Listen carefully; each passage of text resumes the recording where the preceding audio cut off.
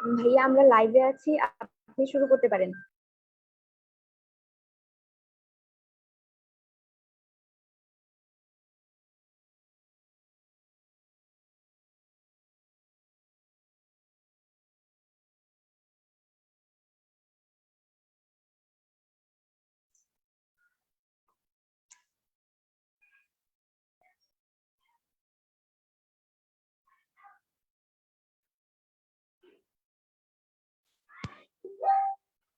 Hello everyone. তো আজকে আসলে একটা ভিন্ন সেটআপে চলে আসছি। তো আশা করি আজকের প্র্যাকটিক্যাল সেশনটা তোমাদের সবার সাথে ভালোই হবে।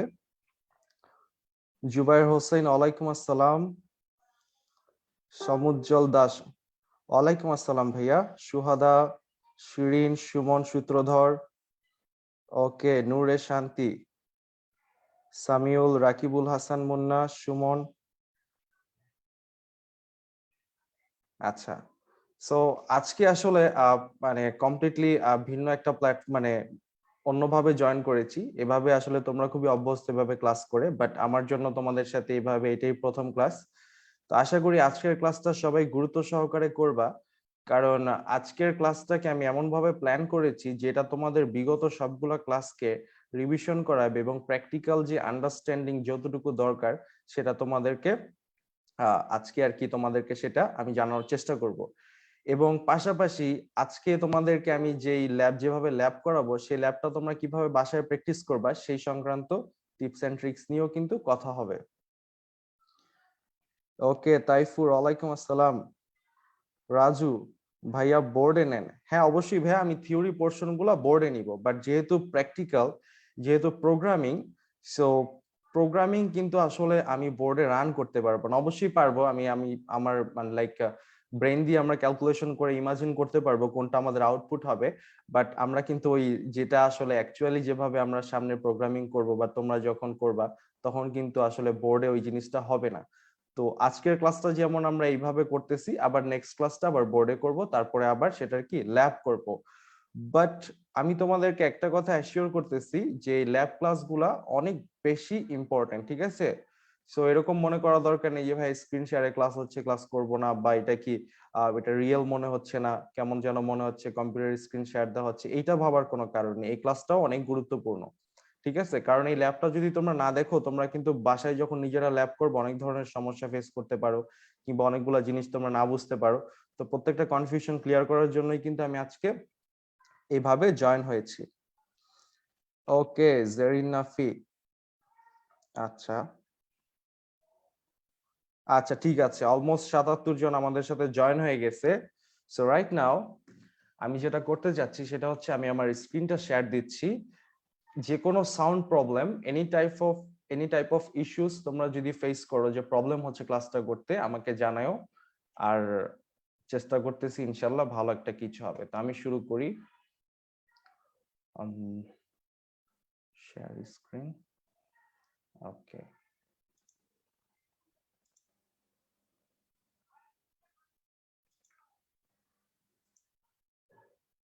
তো আমার স্ক্রিনটা কি দেখা যাচ্ছে? জি ভাইয়া, দেখা যাচ্ছে।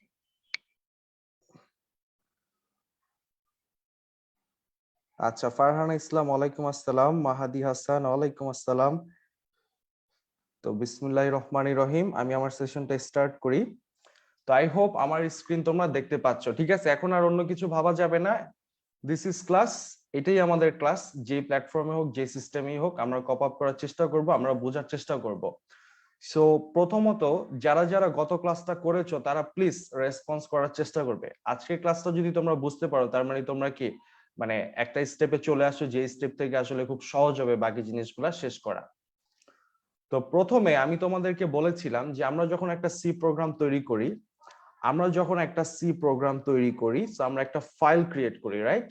সো ওই যে ফাইলটা আমরা ক্রিয়েট করি, ওই ফাইলটা আমরা কি এক্সটেনশনে সেভ করি? ডট সি এক্সটেনশনে সেভ করে থাকি। আবার ওই ফাইলটা কি হয়, ওই ফাইলটাকে আমরা কম্পাইল করি। কম্পাইল করার পরে আমরা কম্পাইলেশন প্রসেসটা লাস্ট ক্লাসে শিখেছি। তো কম্পাইল করার পরে যেটা হয়, ওই ডট সি এক্সটেনশন যুক্ত যে ফাইলটা আছে সেই ফাইলটাকে আমরা একটা পর্যায়ে ডট ইএক্সি এক্সটেনশন যুক্ত হিসেবে পেয়ে থাকি। তো ওই .exe ফাইলটাই কিন্তু কাইন্ড অফ সফটওয়্যার। ওইটাতে যখন আমরা ডাবল ক্লিক করি বা এটা যখন ওপেন করি, ওইটাই কিন্তু একটা সফটওয়্যার ওপেন করে। বাকি একটা প্রোগ্রাম ইনস্টল হলে যেরকম একটা ঘটনা ঘটে সেই ধরনের কিন্তু একটা কিছু সেই এক্সিকিউশন ফাইল থেকে আমরা পেতে পারি। তো প্রথমত আজকে যেহেতু আমাদের প্রথম ল্যাব সেশন, তো আমি আসলে ল্যাব সেটআপ নিয়ে কিছু কথা বলবো আজকের ক্লাসের শেষে। এখন আমি ক্লাসটা শুরু করতে চাচ্ছি। তো এই মুহূর্তে আমি যে প্ল্যাটফর্মটা ব্যবহার করব সেটা হচ্ছে কোড ব্লকস। তো কোড ব্লকস তোমাদের মধ্যে অনেকেই জানো কোড ব্লকসটা কি। সো কোড ব্লকস তোমরা অনেকেই জানো যে কোড ব্লকসটা কি। তো কোড ব্লকস এর যে ব্যাপারটা সেটা হচ্ছে একটা আইডিই। কোড ব্লকস কিভাবে ডাউনলোড করতে হবে, কোড ব্লকসে কিভাবে কাজ করতে হবে, এ নিয়ে কারো যদি কোনো কনফিউশন থাকে আমাকে পার্সোনালি ইনবক্স করলে আমি তোমাদের জন্য একটা টিউটোরিয়াল আলাদা করে বানিয়ে সেই জিনিসটা দেখাবো। তো আপাতত আমার কম্পিউটারে কোড ব্লকস ইনস্টল আছে, তো আমি সেই কোড ব্লকসটাকে ওপেন করতেছি।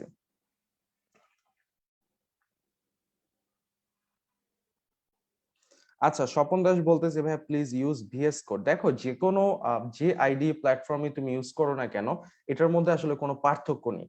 তুমি যখন এই ক্লাসটা আরেকটু সামনের দিকে যাবা তুমি বুঝতে পারবা আসলে ওই ভিএস কোড, কোড ব্লকস কিংবা নেটবিনস কিংবা ইক্লিপস এগুলোর মধ্যে আসলে কোনো শিখার মতো তেমন কোনো কিছু নাই। মেইন জিনিস হচ্ছে কি আমাদের কনসেপ্ট, এবং এই কনসেপ্ট প্রত্যেকটা আইডির জন্যই একই। আইডিই কি বা এগুলা কি, এগুলা নিয়ে কিন্তু আগের ক্লাসে আমি হ্যান্ড নোটস দিয়েছি, তো যারা যারা দেখছো আশা করি তাদের কোনো প্রবলেম হবে না। তো এখন আমি একদম আমাদের ক্লাসে মানে ক্লাসটা শুরু করে দিচ্ছি। তো প্রথমে কোড ব্লকস এর ইন্টারফেস থেকে কিছুই না, আমি একটা নিউ ফাইল তৈরি করব। ওকে, সো আমি নিউ একটা এমটি ফাইল তৈরি করতে পারি। সো একটা নিউ এমটি ফাইল তৈরি হয়ে গেছে আনটাইটেলড 1 নামে। তো এই ফাইলটাকে আমি সেভ করতেছি। কিভাবে সেভ করতেছি, কি করতেছি এগুলো একটু পরে বলবো, আগে আমরা কম্পাইলেশন প্রসেসটা বুঝি। হ্যাঁ, তো দেখো আমি আমার কম্পিউটারের ডেস্কটপে কিন্তু এটাকে সেভ করতেছি। সো যেমনটা আমরা হোয়াইট বোর্ডে শিখেছিলাম যে একটা ফাইল টেস্ট নাম দিয়ে ওপেন মানে ক্রিয়েট করতেছি, এবং ওই টেস্ট নামের ফাইলটাকে .c এক্সটেনশন যুক্ত করে আমরা কি সেভ করতেছি। তো এইখানে আমি ঠিক সেম কাজটাই করতেছি, TEST দিয়ে আমি কিন্তু ফাইলটাকে সেভ করতেছি। নিচে দেখো তোমরা দেখতে পাচ্ছ সেভ অ্যাজ টাইপ। তো এখানে অনেকগুলা টাইপ আছে, এর মধ্যে আমরা C/C++ ফাইলে সেভ করতেছি। তো এটা দিয়ে যখন আমরা সেভ করব, দেখো test.c নামে একটা ফাইল তৈরি হয়ে যাচ্ছে। আমি আমার স্ক্রিনটাকে একটু জুম করি যাতে তোমাদের মোবাইলে দেখতে কোনো অসুবিধা না হয়। তো এনিওয়েজ এখন আমি যে কাজটা করছি সে কাজটা হচ্ছে এই যে দেখো আমার ডেস্কটপ, আমার ডেস্কটপে কিন্তু একটা ফাইল আমি ক্রিয়েট করে ফেললাম। সো এই ফাইলটা কি, এই ফাইলটা হচ্ছে টেস্ট নামের একটা ফাইল যেটার সাথে .c এক্সটেনশন যুক্ত রয়েছে। সো এটাকে আমি কিভাবে দেখতে পারি এই ফাইলটা কি টাইপের ফাইল, আমি জাস্ট একটা, এটা যদি তোমরা যদি উইন্ডোজ কম্পিউটারে হয়ে থাকো সে ফাইলটার উপরে মাউসের কার্সরটা নিয়ে জাস্ট রাইট ক্লিক করবে, প্রপার্টিসে যাবে, প্রপার্টিসে গেলেই কিন্তু দেখতে পারবা যে কি টাইপ অফ দা ফাইল কি C source file. That means আমরা টেস্ট নামের একটা সোর্স কোড, টেস্ট নামের একটা সোর্স ফাইল তৈরি করে ফেলছি, এবং এই ফাইলটা কোন এক্সটেনশন যুক্ত, .c এক্সটেনশন যুক্ত। এটা কিন্তু ঠিক যেমনটা আমরা থিওরি পড়েছিলাম সেটার সাথে কিন্তু এখন মিলে গেছে। সো রাইট নাও তোমরা দেখতে পারতেছো আমার যে পুরো ডেস্কটপ, পুরো ডেস্কটপে কিন্তু শুধু এই test.c নামেরই ফাইল আছে, আর বাকি কয়েকটা ফোল্ডার আছে।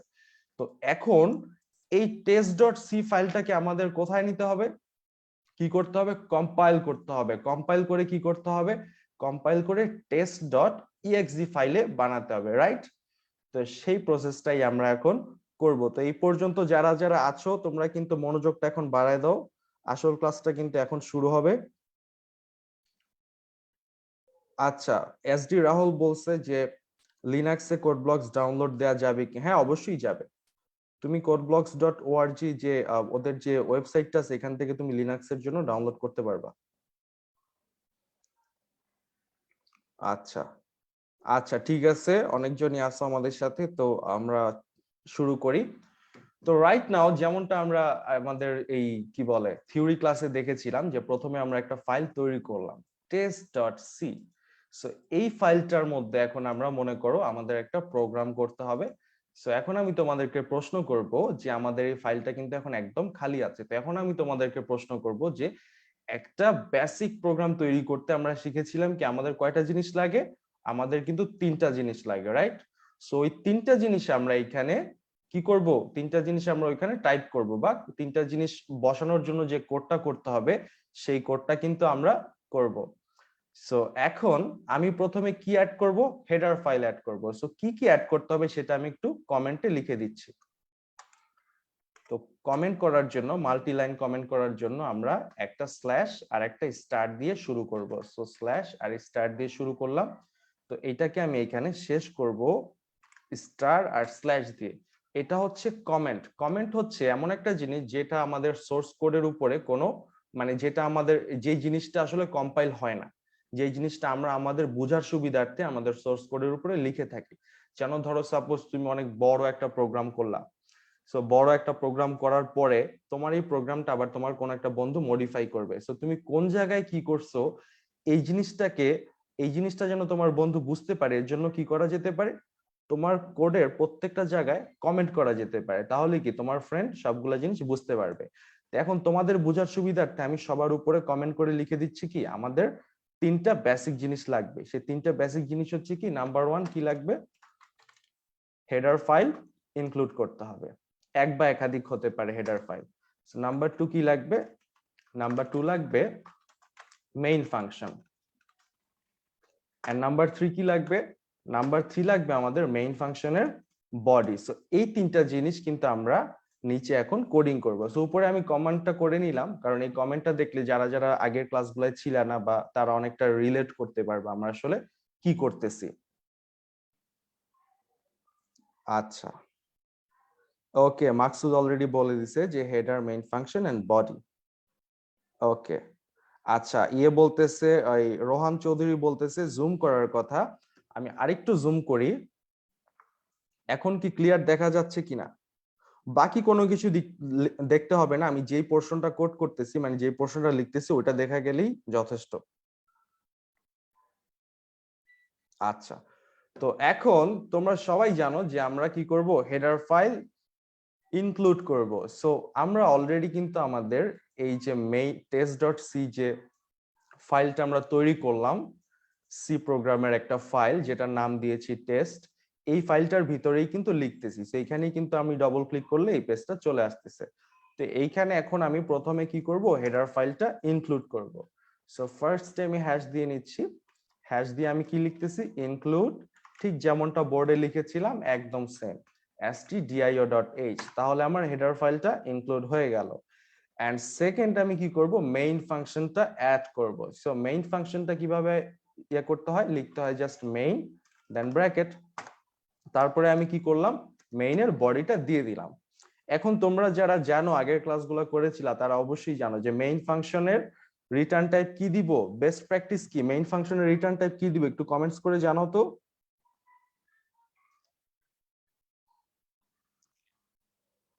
আচ্ছা, কাউসার হোসেন সোহেল ব্যাপারী বলতেছো ট্যাবলেট ব্যবহার করে কিভাবে করব। দেখো নেক্সট ক্লাসে আমি ট্যাবলেট নিয়ে করব, যেন তোমরা হুবহু অ্যান্ড্রয়েড ফোন দিয়ে রিলেট করতে পারো যে যারা ফোন দিয়ে করতে চাচ্ছ তারা কিভাবে করবা। ঠিক আছে। আচ্ছা, খন্দকার ফরিদুজ্জামান, সঠিক উত্তর, আমরা মেইনের রিটার্ন টাইপ অবশ্যই ইন্টিজার দিব। আমি আগেও বলেছিলাম যে ভয়েড দিয়ে করলে কিন্তু প্রোগ্রামে ভুল হবে না, কিন্তু সি ল্যাঙ্গুয়েজের ডিজাইন অনুযায়ী আমাদের মেইন ফাংশনটার রিটার্ন হতে হবে 0। আর মেইন ফাংশন যদি 0 রিটার্ন করে তাহলে অপারেটিং সিস্টেম বুঝবে যে আমাদের প্রোগ্রামটা সাকসেসফুলি এক্সিকিউট হয়েছে। আর 0 যেহেতু একটা ইন্টিজার, সো 0 কে রিটার্ন করতে গেলে মেইনের টাইপ দিতে হবে কি, ইন্টিজার। সো আমি ইন্টিজার টাইপের মেইন ফাংশন যেহেতু ডিক্লেয়ার করেছি, মেইন ফাংশনের রিটার্ন টাইপ যেহেতু ইন্টিজার দিয়েছি, তাহলে এটা রিটার্ন করবে কি, রিটার্ন করবে 0, এবং 0-র পরে একটা সেমিকোলন দিতে হবে।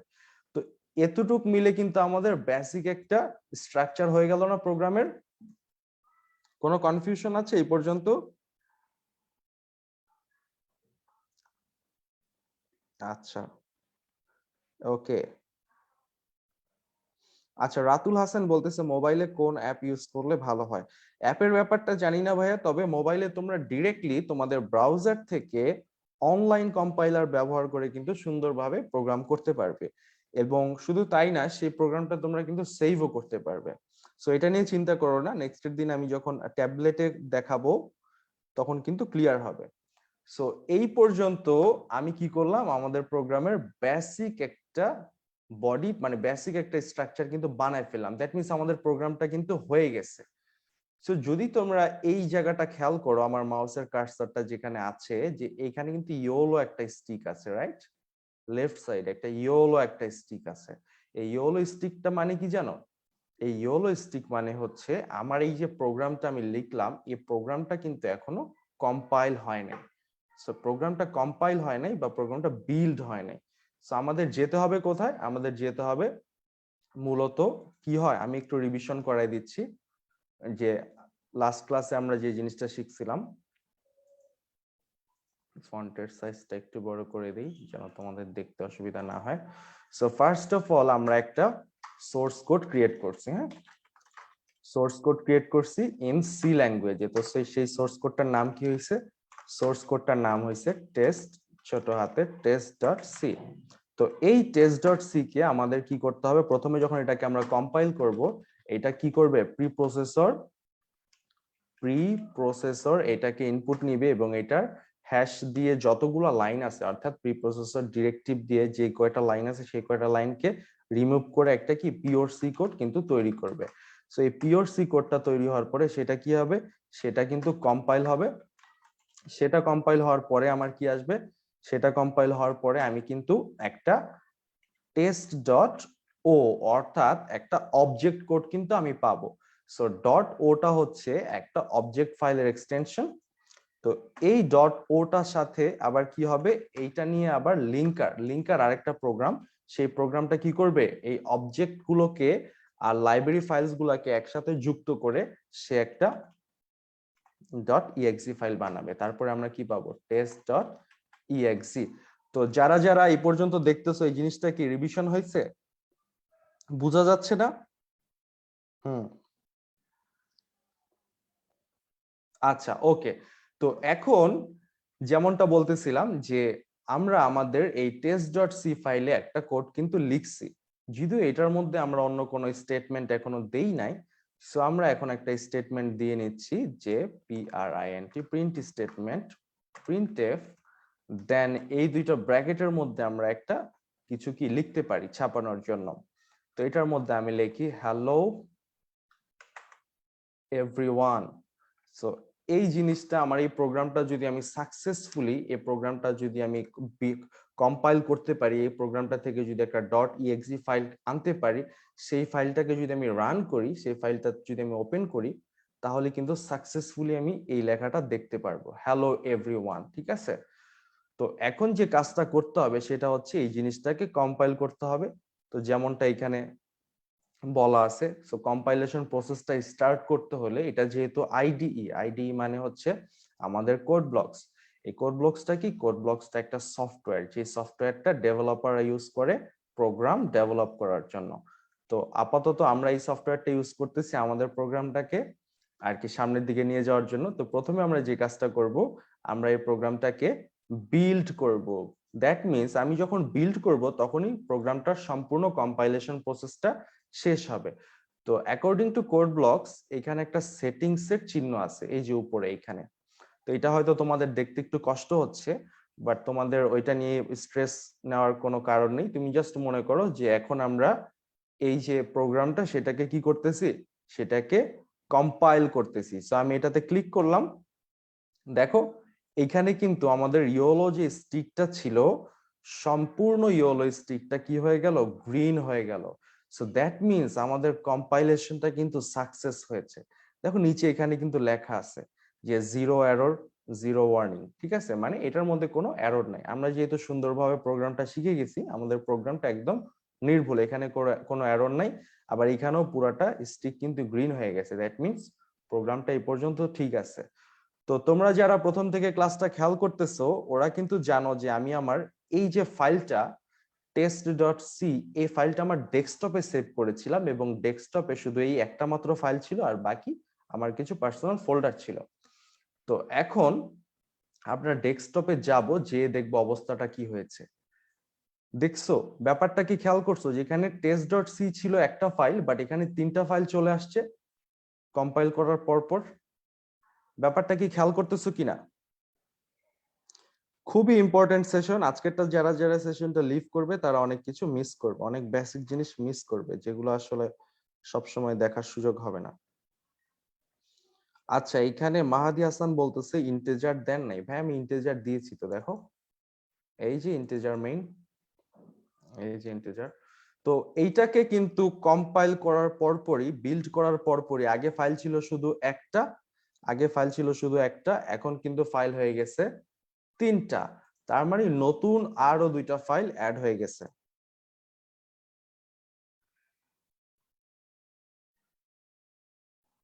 আচ্ছা, তাইফুর বলতেছে সফটওয়্যারও তৈরি হয়ে গেছে। হ্যাঁ তাইফুর, সফটওয়্যারও তৈরি হয়ে গেছে, আমরা আরো দেখবো সামনের দিকে। এই পর্যন্ত তোমরা যারা যারা আসো তারা ধৈর্যটা রাখার চেষ্টা করো, খুবই ইম্পর্টেন্ট সেশন এটা। তো এখন আমি একটু ব্যাখ্যা করার চেষ্টা করি যে এই যে আমার তিনটা ফাইল, এই তিনটা ফাইলের মধ্যে আমরা তো শুরু করছিলাম শুধু test.c দিয়ে, রাইট? এই জিনিসটাকে আমরা এই কম্পাইল করার পরপরই তো বাকি দুইটা জিনিস তৈরি হয়ে গেছে। সেই দুইটা জিনিস আসলে কি? তো প্রথমটা দেখি, প্রথমে যেটা তৈরি হয়েছে সেটা হচ্ছে, দেখো এই যে নিচে নিয়ে আসছি সেটাকে আমি, এই ফাইলটাকে আমি প্রপার্টিস এর মধ্যে যাই ফাইলটার, তারপরে দেখি এটা আসলে কি ফাইল। আমি জানি না তোমরা তোমাদের মোবাইলে দেখতে পারতেছো কিনা। তো এইখানে টেস্ট ডট ও নামে একটা ফাইল কিন্তু ক্রিয়েট হয়েছে। তো যেমনটা আমরা থিওরিতে পড়ছিলাম, কি পড়ছিলাম, যে টেস্ট ডট সিটা প্রিপ্রসেসর ইয়ে করবে, হ্যাশ গুলাকে সরাই দিবে, পিওর সি কোড তৈরি হবে, তারপরে কম্পাইল হওয়ার পরে টেস্ট ডট ও নামে কি একটা অবজেক্ট ফাইল তৈরি হবে। দেখো ঠিক সেম জিনিসটাই কিন্তু আমরা প্র্যাকটিক্যালি দেখতেছি, টেস্ট ডট ও নামে একটা ফাইল তৈরি হয়ে গেছে। আর ডট ও কি রিপ্রেজেন্ট করে? ডট ও বোঝায় হচ্ছে এটা একটা অবজেক্ট ফাইল, ঠিক আছে? তো অবজেক্ট ফাইল কি? অবজেক্ট ফাইলের ইয়েটাও আমি তোমাদের ওখানে লিখে দিছিলাম হ্যান্ড নোটসে, তারপর আবার লিখে দিচ্ছি। অবজেক্ট ফাইল হলো কি করে? Contains compiled object code. So that means একটা অবজেক্ট ফাইল, তোমার যে মেইন যে সোর্স কোডটা আছে সেই কোডটা কম্পাইল হওয়ার পরে যে একটা অবজেক্ট কোড তৈরি হয়, সেই অবজেক্ট কোডটাকে অবজেক্ট ফাইল মানে কন্টেইন করে। দ্যাট মিন্স অবজেক্ট ফাইলের মধ্যে কম্পাইল হওয়া অবজেক্ট কোডটা থাকে। তো আমাদের অবজেক্ট ফাইলটা কিন্তু তৈরি হয়ে গেছে, এবং অবজেক্ট ফাইলটা পরে কি করছে? লিঙ্কারের সাথে অবজেক্ট গুলোর সাথে লিঙ্কার কি করছে? লাইব্রেরি ফাইলগুলোকে যুক্ত করছে, যুক্ত করার পরে test.exe নামে আরেকটা ফাইল তৈরি হয়েছে। এটার প্রপার্টিসে যাই, দেখো এই যে test.exe। তো তার মানে আমরা কি পেয়ে গেছি না আমাদের সফটওয়্যার? তো আমরা যে প্রোগ্রামটা লিখছি এটাও তো এক ধরনের সফটওয়্যার, রাইট? ছোট হইতে পারে বাট স্টিল এটাও তো একটা সফটওয়্যার। তো আমরা কিন্তু সেই সফটওয়্যারটা পেয়ে গেছি। তো এই পর্যন্ত কারা কারা বুঝছো যে থিওরির সাথে আমাদের প্র্যাকটিক্যালটার মিল আছে? থিওরির সাথে আমাদের প্র্যাকটিক্যালটার মিল আছে, কারা কারা বুঝছো একটু বলো তো।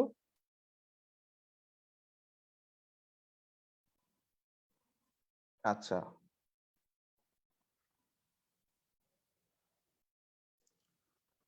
আচ্ছা, তোমরা কি এই পর্যন্ত ঠিকঠাক ভাবে বুঝতেছো তো না? ওকে, স্বপন দাস বলতেছে, আচ্ছা স্বপন বুঝে গেছে। রাকিবুল হাসান মুন্না ক্লিয়ার, ওকে। সমুজ্জ্বল দাস ক্লিয়ার, মাহফুজ ক্লিয়ার, ওকে সবাই বুঝে গেছে এই পর্যন্ত। তো এই পর্যন্ত আসলে তেমন জটিল কিছু হয় নাই। এ পর্যন্ত হচ্ছে আমরা একটা ফাইল তৈরি করছি কোড ব্লকস এর মাধ্যমে, ফাইলটার এক্সটেনশন ছিল ডট সি, এবং ওই ফাইলটার মধ্যে আমরা একটা বেসিক প্রোগ্রাম করতে যতটুকু কোড লেখা লাগে অতটুকু কোড লিখছি। লিখার পরে সেটাকে আমরা কম্পাইল করছি, কম্পাইল করার পরে আমরা দেখলাম কি আরো দুইটা ফাইল তৈরি হয়ে গেছে। এর মধ্যে প্রথম ফাইলটা ছিল কি আমার টেস্ট.ও। টেস্ট.ও কি একটা অবজেক্ট ফাইল। আর আমি একটু আগেই বলছিলাম যে অবজেক্ট ফাইলের মধ্যে কম্পাইল হওয়া অবজেক্ট কোডগুলো থাকে। তারপরে কি হয়, অবজেক্ট ফাইলটা লিঙ্কার একটা প্রোগ্রাম থাকে, এই লিঙ্কার প্রোগ্রামটা অবজেক্ট ফাইলের সাথে অনেক যে সি স্ট্যান্ডার্ড লাইব্রেরির যে লাইব্রেরি ফাইলস গুলো আছে সেই ফাইলগুলা কিন্তু সংযোগ করে, সংযোগ ঘটায় কি বানায়? একটা সফটওয়্যার বানায়। সেই সফটওয়্যারটাই আমরা পরে পাইলাম test.exe নামে। ওকে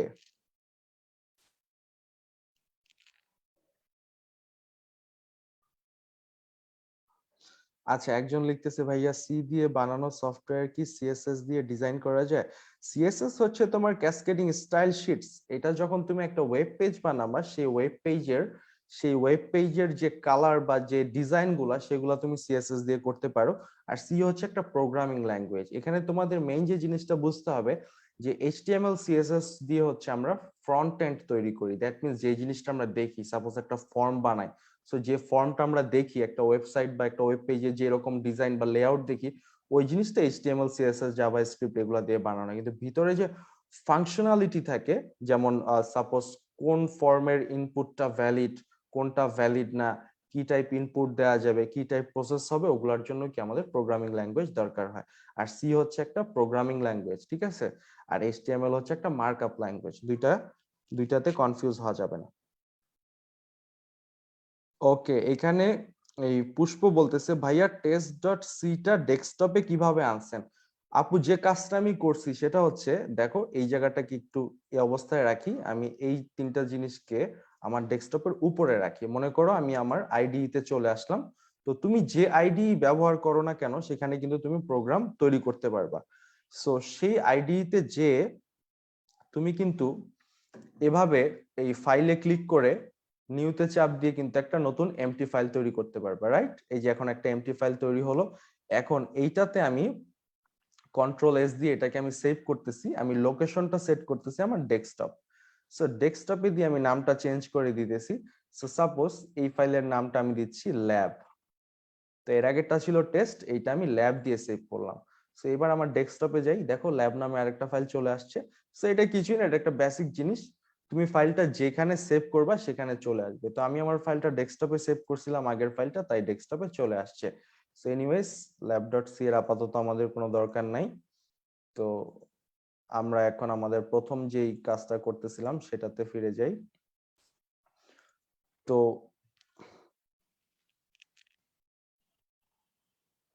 আচ্ছা, তাইফুর বলতেছে যেটা মাত্র, ও আচ্ছা, তাইফুর আরেকজনের অ্যান্সারটা দিতেছে। Okay, thank you Taifur, thank you so much.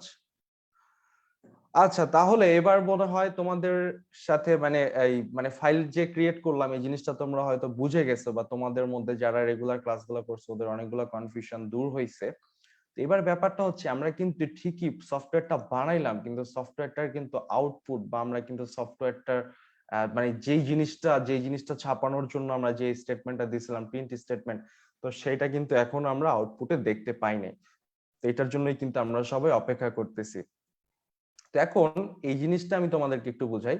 তো আমার এই তিনটা ফাইল, তো এই তিনটা ফাইল কিন্তু ক্রিয়েট হয়ে গেছে। এর মধ্যে সফটওয়্যার বলতেছি আমি test.exe টা, দ্যাট মিনস test.exe টা আমি সরাসরি মেশিন থেকে ওপেন করতে পারবো। তো এখন আমি যদি test.exe তে ক্লিক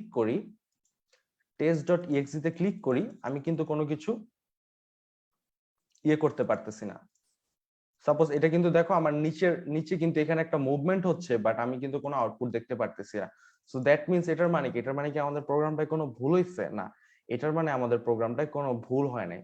এটার মানে হচ্ছে আমরা যে প্রোগ্রামটা বানাইছি, যে সফটওয়্যারটা বানাইছি, সেটা রান হচ্ছে, কিন্তু এত দ্রুত ক্লোজ হয়ে যাচ্ছে যে কারণে আমরা কি এটা দেখতে পারতেছি না। এই যেটা আমরা প্লে করতেছি এসেই চলে যাচ্ছে, দেখতে পারতেছি না। সো এটাকে কিভাবে দেখতে হবে? তো তোমাদেরকে একটু প্রুফ করে দিই যে এটা যে প্লে হচ্ছে আমরা দেখতে পারতেছি না। বেসিক্যালি আমাদের এই উইন্ডোজ কম্পিউটারে যখন আমরা এই প্রোগ্রামটা এই করি, কনসোল দেখতে আউটপুট দেখতে চাই, তখন কিন্তু এটা ওই কমান্ড প্রম্পট থেকে ওপেন হয়। সো ওইখান থেকে কিন্তু আমাদের এই জিনিসটা যদি আমরা ওপেন করি, তাহলে কিন্তু আমাদের আউটপুটটা আমরা দেখতে পারবো। এখন কিন্তু স্টার্ট হয়ে অফ হয়ে যাচ্ছে, এত দ্রুত ঘটনাটা ঘটতেছে যে আমরা দেখতে পারতেছি না। তো এই জন্য যে কাজটা করব আমি, আমার এখান থেকে আমি যাব সিএমডি, অর্থাৎ কমান্ড প্রম্পট। যারা উইন্ডোজ কম্পিউটার চালাও সবাই জানো, একটা সফটওয়্যার আছে। কমান্ড প্রম্পট হচ্ছে আমরা যে কমান্ড গুলা দিই আমাদের ভাষায়, সেগুলাকে ইন্টারপ্রেট করে মেশিনকে ইনস্ট্রাকশন দেয়, মেশিন কাজ করে। তো এখন আমি প্রথমে যে কাজ করব, আমার এই কমান্ড প্রম্পটটাকে এখানেই রাখলাম, রেখে আমি আমার test.exe যে লোকেশনটা আছে সেই লোকেশনটাতে যাব। সো এই যে এখানে আমি প্রপার্টিসে গেলে আমার test.exe লোকেশনটা কিন্তু আমি পেয়ে যাচ্ছি। তো এই লোকেশনটাকে আমি এইভাবে কপি করে নেই। কপি করে নেওয়ার পরে আমি আমার এই কমান্ড প্রম্পটে যে ওই লোকেশনটায় চলে যাই। সো রাইট না আমার কমান্ড প্রম্পটে কিন্তু একটা লোকেশনে সে আছে, সেটা হচ্ছে সি ড্রাইভের ইউজার্সে, তারপরে সুলারি যে ফোল্ডার মানে ডিরেক্টরিটা আছে সেখানে আছে। তো আমি সিডি দিয়ে, সিডি মানে হচ্ছে চেঞ্জ ডিরেক্টরি, তো তুমি যখন কমান্ড প্রম্পটে কাজ করবা তখন যদি তোমার ডিরেক্টরিটাকে চেঞ্জ করতে চাও তাহলে তোমাকে কমান্ড ব্যবহার করতে হবে সিডি। সো সিডি মানে হচ্ছে change directory. So change directory কেন করতে হবে? কারণ এই যে আমাদের যে এক্সিকিউশন ফাইলটা আছে এটা কি আমাদের ডেস্কটপের মধ্যে আছে, রাইট? তো আমাদের কি ডেস্কটপে আসতে হবে, ডেস্কটপে আসলে পরে আমরা এই ফাইলটাকে ওপেন করতে পারবো। তো আমি সিডি দিয়ে স্পেস দিয়ে যে ফাইলটা কপি করেছি, যে লোকেশনটা, সেই লোকেশনটা কিন্তু এখানে পেস্ট করে দিচ্ছি। তার মানে এখন চেঞ্জ ডিরেক্টরি হয়ে এখানে চলে আসবে। তো এখন আমি একটা এন্টার প্রেস করব।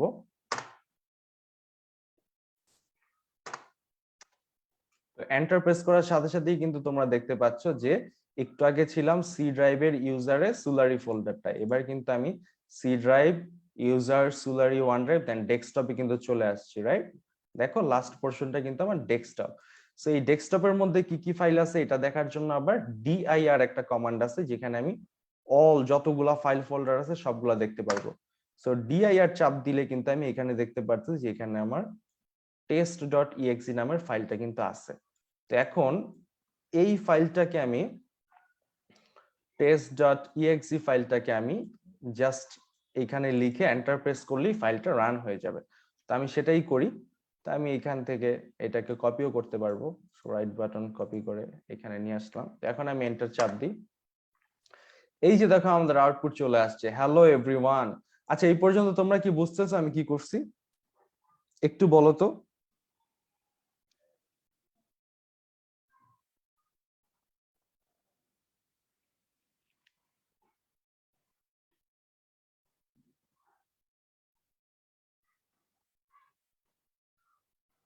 আচ্ছা, তাইফুর বলতেছে ক্লিয়ার। তোমরা যারা যারা মনোযোগ দিয়ে আজকের ক্লাসটা দেখতেছো, আমি সত্যি বলতেছি আজকের ক্লাসটা ইন্টারেস্টিং মনে না হলে এটা অনেক কাজে দিবে। ফিউচারে যারা প্রোগ্রামিং করবা বা যখনই করবা এই জিনিসগুলা, এই যে এই জিনিসটা আমি কোড ব্লকসে তোমাদের আউটপুটটা দেখাবো, কিন্তু ব্যাপারটা হচ্ছে এই যে সিএমডি থেকে কিভাবে তুমি ফাইলটা দেখতেছো বা পুরো ঘটনাটা অ্যাকচুয়ালি কিভাবে হচ্ছে আমি সেটা তোমাকে বোঝানোর চেষ্টা করতেছি। তো ঘটনাটা হচ্ছে, আচ্ছা একজন বলতেছে যে রিপিট এগেইন ভাই, ওকে আমি রিপিট করতেছি। তো প্রথম থেকে তো এই পর্যন্ত বুঝছো যে আমার তিনটা ফাইল কিভাবে ক্রিয়েট হয়েছে। তো এখানে ব্যাপারটা হচ্ছে আমি বলতেছি কি test.exe হচ্ছে একটা সফটওয়্যার, তাহলে তুমি আমাকে পাল্টা একটা প্রশ্ন করলা, এটা যদি ভাই সফটওয়্যার হয় তাহলে এটা ওপেন করেন। তো এটাতে আমি মাউস দিয়ে ক্লিক করতেছি কিন্তু এটা ওপেন হচ্ছে না। এটা ওপেন হচ্ছে না, মনে হচ্ছে যে এটা ওপেন হচ্ছে না, এটা ওপেন হয়ে আবার বন্ধ হয়ে যাচ্ছে। এই জন্য আমি এটাতে ক্লিক করার পর পরই কি এটা ওপেন হচ্ছে না, মানে মনে হচ্ছে যে ওপেন হচ্ছে না কিন্তু এটা ওপেন হয়ে বন্ধ হয়ে যাচ্ছে। তো এইটা দেখানোর জন্য আমি কি করলাম, আমি চাচ্ছি যে এটা ওপেন হয়ে বন্ধ না হোক, এটা থেমে থাকুক, এটা আমাদেরকে দেখাক। তো সে কারণে আমি কি করলাম, সে কারণে আমি আমার মেশিনের অর্থাৎ আমি আমার কম্পিউটারের কমান্ড প্রম্পটে চলে গেলাম। সো কমান্ড প্রম্পটে যে আমি কি করলাম, এই যে ফাইলটা test.exe, এই ফাইলটাকে আমি ওপেন করব, রাইট? তো এই ফাইলটাকে যদি ওপেন করতে হয় এই ফাইলটা যেই লোকেশনে আছে সেই লোকেশনে আমাকে যেতে হবে না। তো তাহলে এই ফাইলটা কোন লোকেশনে আছে, আমি রাইট বাটন ক্লিক করলাম, প্রপার্টিসে গেলাম, প্রপার্টিসে যাওয়ার পরে আমি আমার পুরো লোকেশনটাকে এই যে কপি করে নিয়ে আসলাম। কপি করে নিয়ে আসার পরে রাইট বাটন দিয়ে কপি করলাম। সো কপি করে নিয়ে আসার পরে আমি কি করব, এই যে আমার বর্তমান ডিরেক্টরি কি, বর্তমান ডিরেক্টরি হচ্ছে সি ড্রাইভের ইউজার্স ফোল্ডারের মধ্যে সুলারি একটা ফোল্ডার আছে, সেই ফোল্ডারের মধ্যে আছে। তো এখন আমি সিডি অর্থাৎ চেঞ্জ ডিরেক্টরি দিয়ে ওই যে আমার test.exe যে লোকেশনটা সেটা পেস্ট করব। সেটার মধ্যে এসে গেলাম, সেটার মধ্যে এসে এখানে কি কি আছে এটা দেখার জন্য আমি dir কমান্ডটা চাপ দিলাম। সো dir কমান্ড দিলে আমার এই পুরো ডেস্কটপে যতগুলো ফোল্ডার আছে, এই যে মাই টেম্প, এই যে এখানে দেখো মাই টেম্প, দেখো এখানে আমার একটা ফোল্ডার আছে মাই টেম্প নামে। এখানে দেখো test.c আছে, দেখো এখানে test.exe, দেখো এই যে test.exe আছে, এখানে আবার দেখো test.o, দেখো test.o আছে। তো প্রত্যেকটা ফাইল চলে আসছে না? তো এইখান থেকে আমি সিম্পলি test.exe এটাকে ওপেন করব। সো এটাকে ওপেন করলে আমার সফটওয়্যারটা রান হয়ে যাবে। দেখো সফটওয়্যারটা রান হয়ে গেছে দেখেই কিন্তু হ্যালো এভরিওয়ান এই আউটপুটটা আসতেছে। দেখো এখানে কিন্তু আমরা হ্যালো এভরিওয়ান ছাপানোর কথা বলছিলাম, তো এই জিনিসটা এখানে আসতেছে। সো এই পর্যন্ত কারা কারা বুঝছো বলো, এত কঠিন করে শিখতে হবে না, আরো সহজ সিস্টেমে যাচ্ছি, বাট এই পর্যন্ত বুঝছো কিনা যে ঘটনাটা কি হয়েছে? আচ্ছা, একজন লিখছে ভাইয়া dir কমান্ডের মিনিং কি? dir কমান্ডের মিনিং হচ্ছে প্রত্যেকটা ডিরেক্টরি, dir ফর ডিরেক্টরি, তো প্রত্যেকটা ডিরেক্টরিজ যেগুলো আছে, সম্ভাব্য ফাইল ফোল্ডার যেগুলো আছে সেগুলো সবগুলো দেখাবে। ওকে মাকসুদ বরাবরের মতো ক্লিয়ার। আচ্ছা Suhada clear, Fariduzzaman clear as usual. Okay আচ্ছা আচ্ছা, তো যারা মনোযোগী তারা অনেকেই বুঝছো। তো এবার আমি অনেক ইজি করে দিচ্ছি। তো এত কষ্ট করে তোমরা যখন প্রোগ্রাম করবা, এত কষ্ট করে কমান্ড প্রম্পটে এসে ডিরেক্টরিতে যে এত কিছু করা লাগে না। তো এইটা আমি তোমাদেরকে দেখাইছি এই জন্য, আমি বুঝাইছি যেহেতু dot exe file, so dot exe file একটা সফটওয়্যার।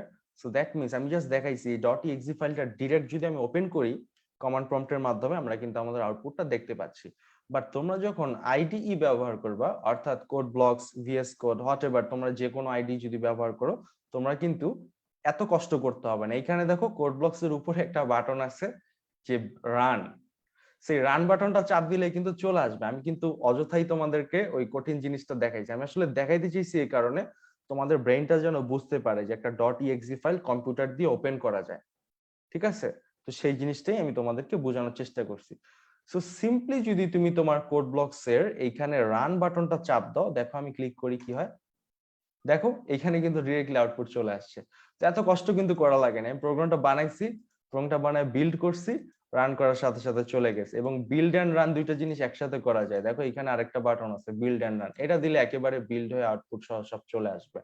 তো যেমন এখন আমি আমার প্রিন্ট স্টেটমেন্টে লেখাটা একটু চেঞ্জ করি। সো আমি এখানে লিখি যে আমাদের এই পর্যন্ত concept clear, sorry clear. So clear দিয়ে এক্সক্লেমেটরি সাইন দিয়ে দিছি। তো এখন আমরা ক্লিয়ার কিনা বা আমাদের আউটপুট এখন ক্লিয়ার আসবে কিনা সেটা দেখার জন্য আমরা সিম্পলি এই কোড ব্লকসে বিল্ড এন্ড রান চাপ দিলেই ঠিক হয়ে যাবে। তার আগে একটু খেয়াল করো, পুরোটা স্টিক কিন্তু গ্রিন ছিল, এখানে কিন্তু আবার অল্প একটু ইয়েলো হয়ে গেছে। দ্যাট মিনস আমরা যে নতুন আপডেট করছি আমাদের ফাইলটায়, মডিফিকেশন করছি, এইটা সহ কিন্তু কম্পাইল হয় না, এটাকে কিন্তু নতুন করে আবার কম্পাইল হইতে হবে। তো এখন যদি আমি এই যে বিল্ড এন্ড রান চাপ দিই, একেবারে নতুন করে কম্পাইল হয়ে যাবে। তো দেখো বিল্ড এন্ড রান চাপ দিলাম, একেবারে নতুন কম্পাইল হয়ে নতুন আউটপুট নিয়ে কিন্তু চলে আসছে। সেটা কি কঠিন? এ পর্যন্ত বলো তো কঠিন কিনা?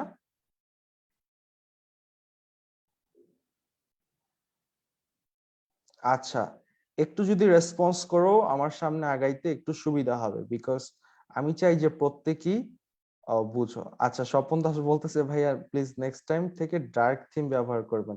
আচ্ছা ঠিক আছে ভাইয়া, হ্যাঁ এটা আসলে ভালো কথা বলছো, সাদাটা চোখে অনেক আসলে প্রেসার পড়ে, ফোনে একটু কষ্ট হয়। আচ্ছা তীর্থ ক্লিয়ার, ইজি, তীর্থর জন্য খুবই ইজি ব্যাপারটা। আচ্ছা রাকিবুল হাসান মুন্না ক্লিয়ার না, কেন ক্লিয়ার না ভাইয়া? দেখো আমরা একটা সোর্স কোড লিখছি, এই যে দেখো সোর্স কোডে হেডার ফাইল অ্যাড করছি, মেইন ফাংশন অ্যাড করছি, প্রিন্ট স্টেটমেন্ট দিছি, যেহেতু মেইন ফাংশনের রিটার্ন টাইপ হচ্ছে ইন্টিজার, তাহলে রিটার্ন 0 করছি, দেন এটাকে আমরা রান করছি। সেটাকে রান করার পরে আমাদের আউটপুটে আসছে ক্লিয়ার।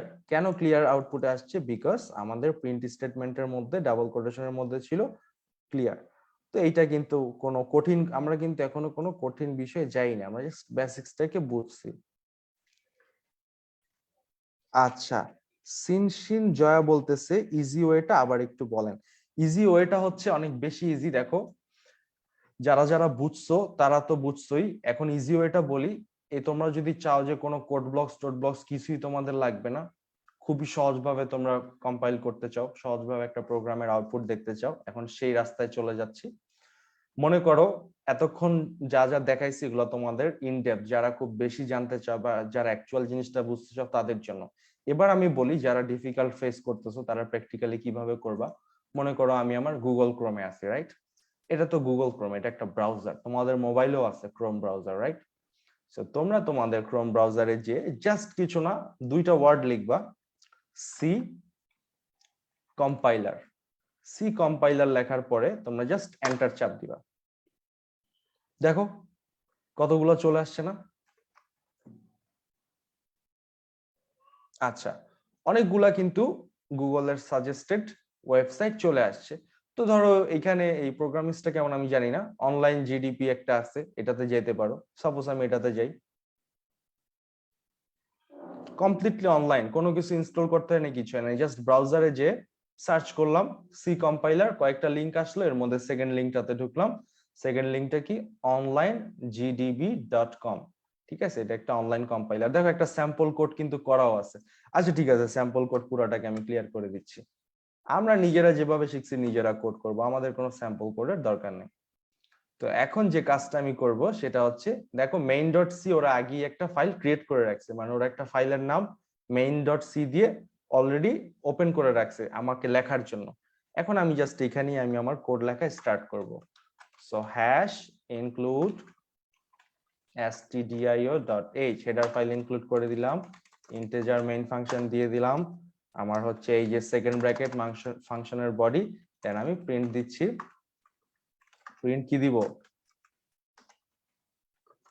হ্যালো ওয়ার্ল্ড দিলাম একটা লাইন। তো এখন এইখানে যেহেতু ফাংশনের রিটার্ন টাইপ, মেইন ফাংশনের রিটার্ন টাইপ ইন্টিজার, তাহলে আমরা কি জিরোটাকে রিটার্ন করে দিব। এবং জিরো রিটার্ন করলে বুঝবে কি, অপারেটিং সিস্টেম বুঝবে আমাদের এইখানে প্রোগ্রামটা সাকসেসফুলি এক্সিকিউট হচ্ছে। আচ্ছা আমি কোড ব্লকসটা আপাতত একটু বন্ধ রাখি, তাহলে আমার এই কুলারের শব্দটা কম হবে। তো এখন এই যে দেখো একটা অনলাইন প্ল্যাটফর্মে কিন্তু আমি আমার সোর্স কোডটা লিখে ফেললাম। তো এই সোর্স কোডটা লেখার পর এখন দেখো উপরে একটা মাত্র মানে একটা সুন্দর অপশন আছে রান। তো এই রানটা ক্লিক করলে কিন্তু আমার প্রোগ্রামটা রান হয়ে যাবে। তো আমি ক্লিক করি, এই যে দেখো এই জিনিসটা একটু ছোট হয়ে গেছে, একটু উপরে নিয়ে আসি, দেখো হ্যালো ওয়ার্ল্ড আউটপুটে চলে আসছে, তাই না? দারুণ না? তো কোনো কিন্তু ঝামেলাই নেই। তো এখানে যদি আমি আরেকটা লেখা লিখি, সাপোজ আচ্ছা আহমেদ তুষার বলতেছে আসল জিনিসটাই বুঝি নাই। তুষার ভাইয়া, আই উইল সাজেস্ট ইউ যে তুমি সুযোগ পেলে এই ভিডিওটা আরেকবার দেখে নিও, একটু মনোযোগ দিয়ে পজ করে করে দেখলে এখানে জটিল কোনো কিছুই নাই, বুঝে যাবে। আচ্ছা, তো জেরিন বলতেছে এইচটিএমএল কোড যেভাবে লিখে ওই রকমই। এইচটিএমএল অনেক ইজি একটা জিনিস, এইটা এইচটিএমএল থেকে আরেকটু কমপ্লেক্স, বাট আই থিংক কোনো প্রবলেম হবে না। এবং আজকের ক্লাসটার পরে সামনে যখন যাব তখন আমরা শুধু প্রোগ্রামের দিকে ফোকাস করব, সিস্টেম নিয়ে এত ইস্যুস হবে না। তো এখন আমি যদি প্রিন্টের মধ্যে লেখাটা একটু চেঞ্জ করে দেই, লেখাটা কি লেখা দিব,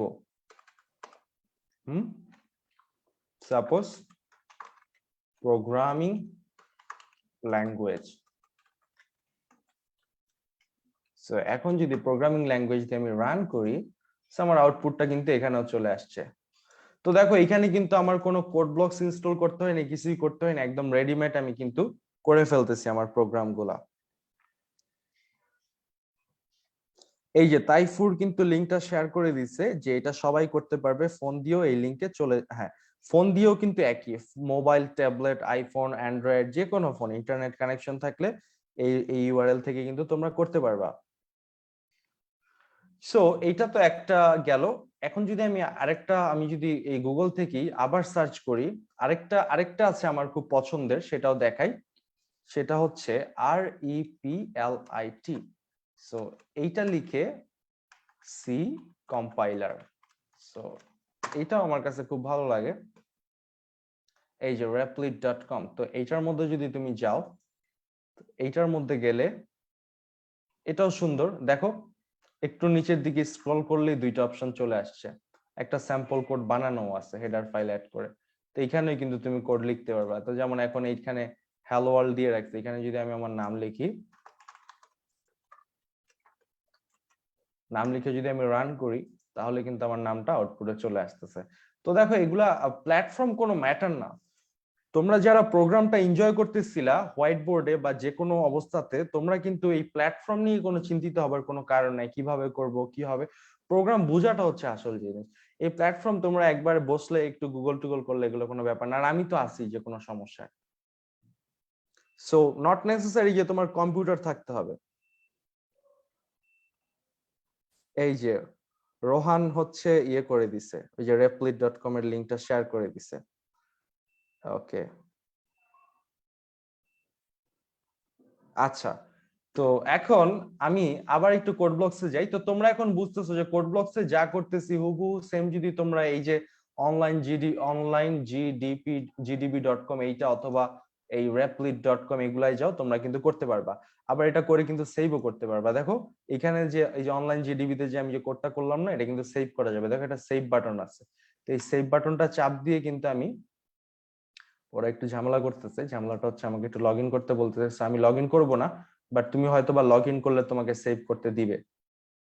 তো এই হচ্ছে ব্যাপার। এই যে এখানে আরেকটা ওই যে ডাউনলোড কোড আছে, আচ্ছা সেভ করতে হবে না, তুমি ডিরেক্ট তোমার এই যে মেশিনটা ব্যবহার করতেছো বা যে কম্পিউটার ব্যবহার করতেছো ডাউনলোড করতে পারবা। সো এখানে যদি তুমি ডাউনলোডে ক্লিক করো, সো ডাউনলোডে ক্লিক করলে এই সাইটটা লিভ হয়ে যাবে, বাট আই গেস কোডটা ডাউনলোড হবে।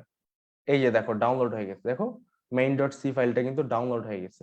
তো এখন এই আমি যদি ডাউনলোডস ফোল্ডারে যাই আমার, তো main.c টা কিন্তু চলে আসছে। এই সেম ফাইলটাকে এখন আমি আবার কোড ব্লকস ওপেন করতে পারবো। ঠিক আছে, তো এটা কোনো ব্যাপারই না যে তুমি কোন প্ল্যাটফর্ম ব্যবহার করতেছো, প্রোগ্রামটা বোঝাটা হচ্ছে বড় কথা। এই প্রোগ্রামটা কম্পাইল হওয়ার পরে যে একটা অবজেক্ট ফাইল আর একটা এক্সিকিউশন ফাইল তৈরি হয়েছে, এটা বোঝাটা হচ্ছে বড় কথা। ঠিক আছে, বাকি অল সেম।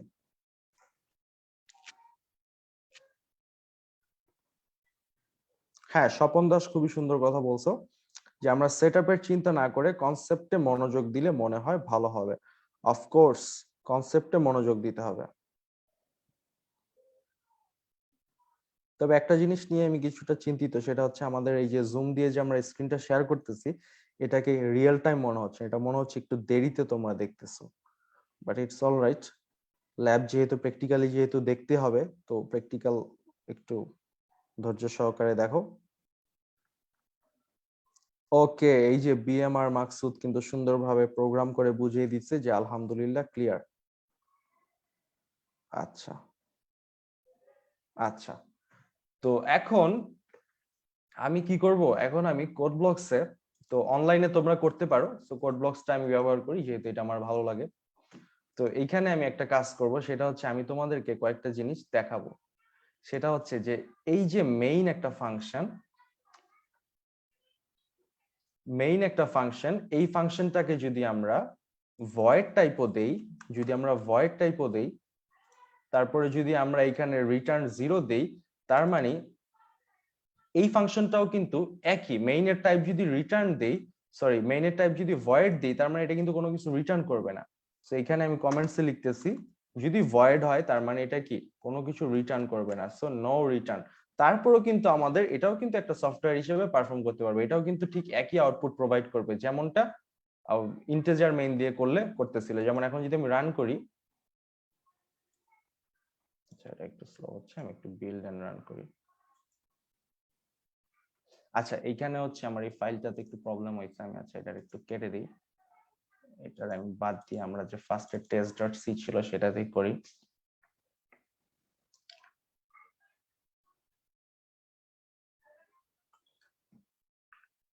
আচ্ছা আচ্ছা, এই পর্যন্ত কি খুব কঠিন লাগতেছে? দেখো খুবই কঠিন না কিন্তু, মানে সহজ বিষয়, বাট মানে একটু যেহেতু প্রথম প্রথম ল্যাব করতেছে একটু কনফিউজিং লাগবে। সবচেয়ে ভালোই তো যদি সামনে আর কি অফলাইন ক্লাস হলে আসলে এটা খুব সামনাসামনি ওইভাবে তোমাদের দিয়ে করাইতে পারতাম।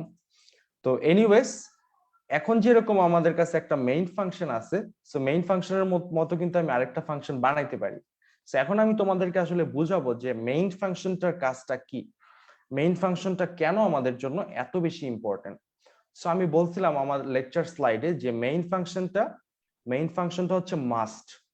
মেইন ইজ মাস্ট, মানে মেইন থাকতেই হবে সি প্রোগ্রামে, বিকজ মেইন ফাংশন থেকে কিন্তু প্রোগ্রামের এক্সিকিউশন স্টার্ট হয়। ঠিক আছে, মেইন ফাংশন থেকে কিন্তু এই প্রোগ্রামের এক্সিকিউশন স্টার্ট হয়।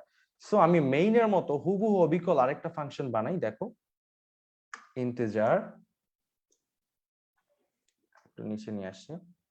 সো ইন্টিজার, তো এখানে আমি একটা ফাংশনের নাম দিই সাপোজ অ্যাপেল, অ্যাপেল নাম দিলাম। অ্যাপেল নাম দিয়ে মেইন ফাংশনের মতো হুবহু বানাইলাম। তারপরে আমি ঠিক মেইন ফাংশনের মতোই লিখতেছি রিটার্ন 0। তারপরে এখানে আমি প্রিন্টএফ একটা স্টেটমেন্ট দিচ্ছি, হুবহু দেখো উপরেরটার সাথে এটা কিন্তু মিলে যাচ্ছে। তো এখন সাপোজ আমি উপরেরটা মেইন ফাংশনের এই প্রিন্টএফ স্টেটমেন্টটার মধ্যে আমি লিখি দিস ইজ না, দিস ইজ না লিখে আমি লিখি output of main function. So output of main function, আর এইখানে অ্যাপেল ফাংশনের মধ্যে আমি লিখি output of apple function. So ব্যাপারটা হচ্ছে তোমরা একটু জাস্ট স্ক্রিনটা খেয়াল করো, এই যে দুইটা ব্লক, মেইন ফাংশনের ব্লক এবং অ্যাপেল ফাংশনের ব্লক, দুইটা হুবহু কিন্তু একই জিনিস, খালি একটার মধ্যে ফাংশনের নামটা মেইন, একটার মধ্যে হচ্ছে অ্যাপেল। তাইলে তোমাদের অনুমান বা তোমাদের অ্যাজাম্পশন কি বলে যে এই প্রোগ্রামটা যদি আমি রান করি, আমি যদি এই প্রোগ্রামটাকে রান করি, তাহলে আউটপুট কি আসবে? আউটপুট কি উপরের এইটা আসবে, আউটপুট অফ মেইন ফাংশন, নাকি নিচের এইটা আসবে, আউটপুট অফ অ্যাপেল ফাংশন, নাকি এই দুইটাই আমরা আউটপুটে দেখতে পারবো? কোনটা বলো?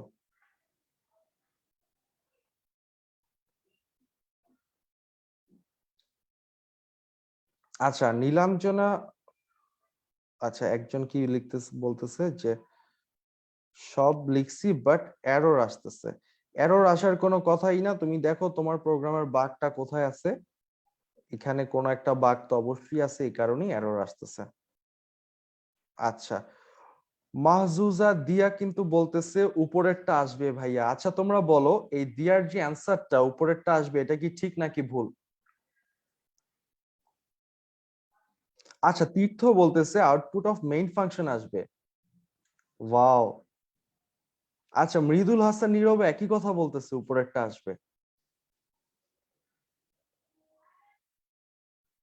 আচ্ছা, তাইফুর অলরেডি রান করে দেখে ফেলছে উপরেরটা আসছে।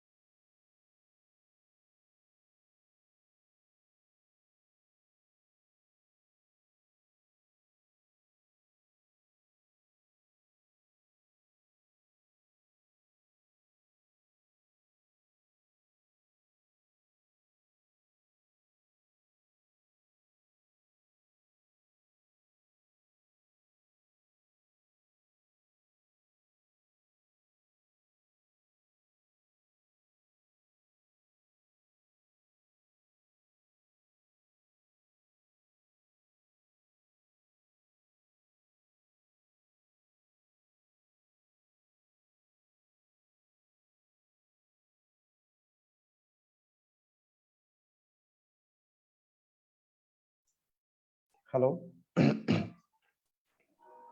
জি, শোনা যাচ্ছে।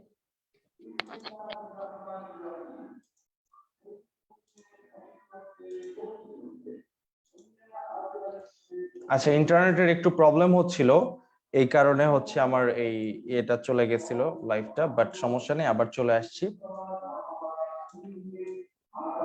বাইরে একটু নয়েজ হচ্ছে। আচ্ছা আচ্ছা, তো দেখো একটু আগে যেটা বলতেছিলাম যে ফাংশন আমার ছিল দুইটা, বাট প্রথম ফাংশনটার আউটপুটটা কিন্তু আমরা দেখতে পারতেছি, এবং এটার রিজনটা হচ্ছে যে একটা প্রোগ্রামের এক্সিকিউশন মেইন ফাংশন থেকে স্টার্ট হয়। তো মেইন ফাংশন থেকে স্টার্ট হয় বলতে, মনে করো আমি এই প্রোগ্রামটা এক্সিকিউশন স্টার্ট করছি, মনে করো আমার মাউসের কার্সরটা হচ্ছে আমার কন্ট্রোল। সো কন্ট্রোল সবার প্রথমে প্রোগ্রামে এসে মেইনকে খুঁজে, মেইনকে খোঁজার পরে এই যে মেইনের বডি আছে না, সেই মেইন ফাংশন অনুযায়ী সবকিছু এক্সিকিউশন করে। সো আমি যদি অন্য আরো ফাংশন বানাই, আমি যদি এরকম অ্যাপেলের মতো আরো একটা ফাংশন বানাই, সাপোজ এটাকে আমি কপি করলাম, কপি করে আমি পেস্ট করলাম, পেস্ট করার পরে অ্যাপেলটাকে কেটে দিয়ে আমি বানাচ্ছি অরেঞ্জ, অরেঞ্জ বানানোর পরে আউটপুট অফ অরেঞ্জ ফাংশন দিচ্ছি। অরেঞ্জ ফাংশন দেওয়ার পরে কি হলো, তিনটা ফাংশন আমার তৈরি হলো, বাট আমি যদি এই তিনটাকেও রান করি, আমার আউটপুট কিন্তু আসবে শুধু মেইনেরটাই। তো আমরা দেখি ব্যাপারটা। আচ্ছা, output of main function. Okay, so তোমরা যারা যারা দেখতেছো, আই হোপ বুঝতেছো, বাইরে থেকে খুবই নয়েজ আসতেছে, এই জন্য I am extremely sorry, but আরেকটু মনোযোগ দাও। তো মেইন ফাংশন আছে আমাদের কাছে, অ্যাপেল ফাংশন আছে, অরেঞ্জ ফাংশন আছে, এবং তিনটা ফাংশনের মধ্যে আমাদের শুধুমাত্র এক্সিকিউশন হয়েছে মেইন ফাংশনের স্টেটমেন্ট গুলা, অর্থাৎ আমরা আউটপুটে শুধু দেখতে পারতেছি আউটপুট অফ মেইন ফাংশন, বাকি দুইটা কিন্তু দেখতেছি না।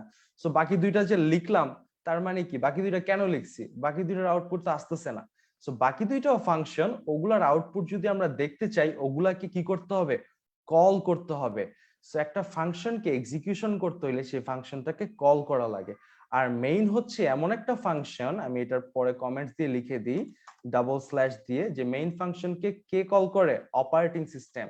So main function called by OS, ঠিক আছে। সো মেইন ফাংশনকে অপারেটিং সিস্টেম কল করে অটোমেটিকলি। তো দ্যাট মিন্স অপারেটিং সিস্টেম যেহেতু কল করে, সো মেইন ফাংশনের আউটপুট গুলো আমরা দেখতে পাই, বা মেইন ফাংশনের প্রত্যেকটা স্টেটমেন্টের এক্সিকিউশন আমরা দেখতে পাই।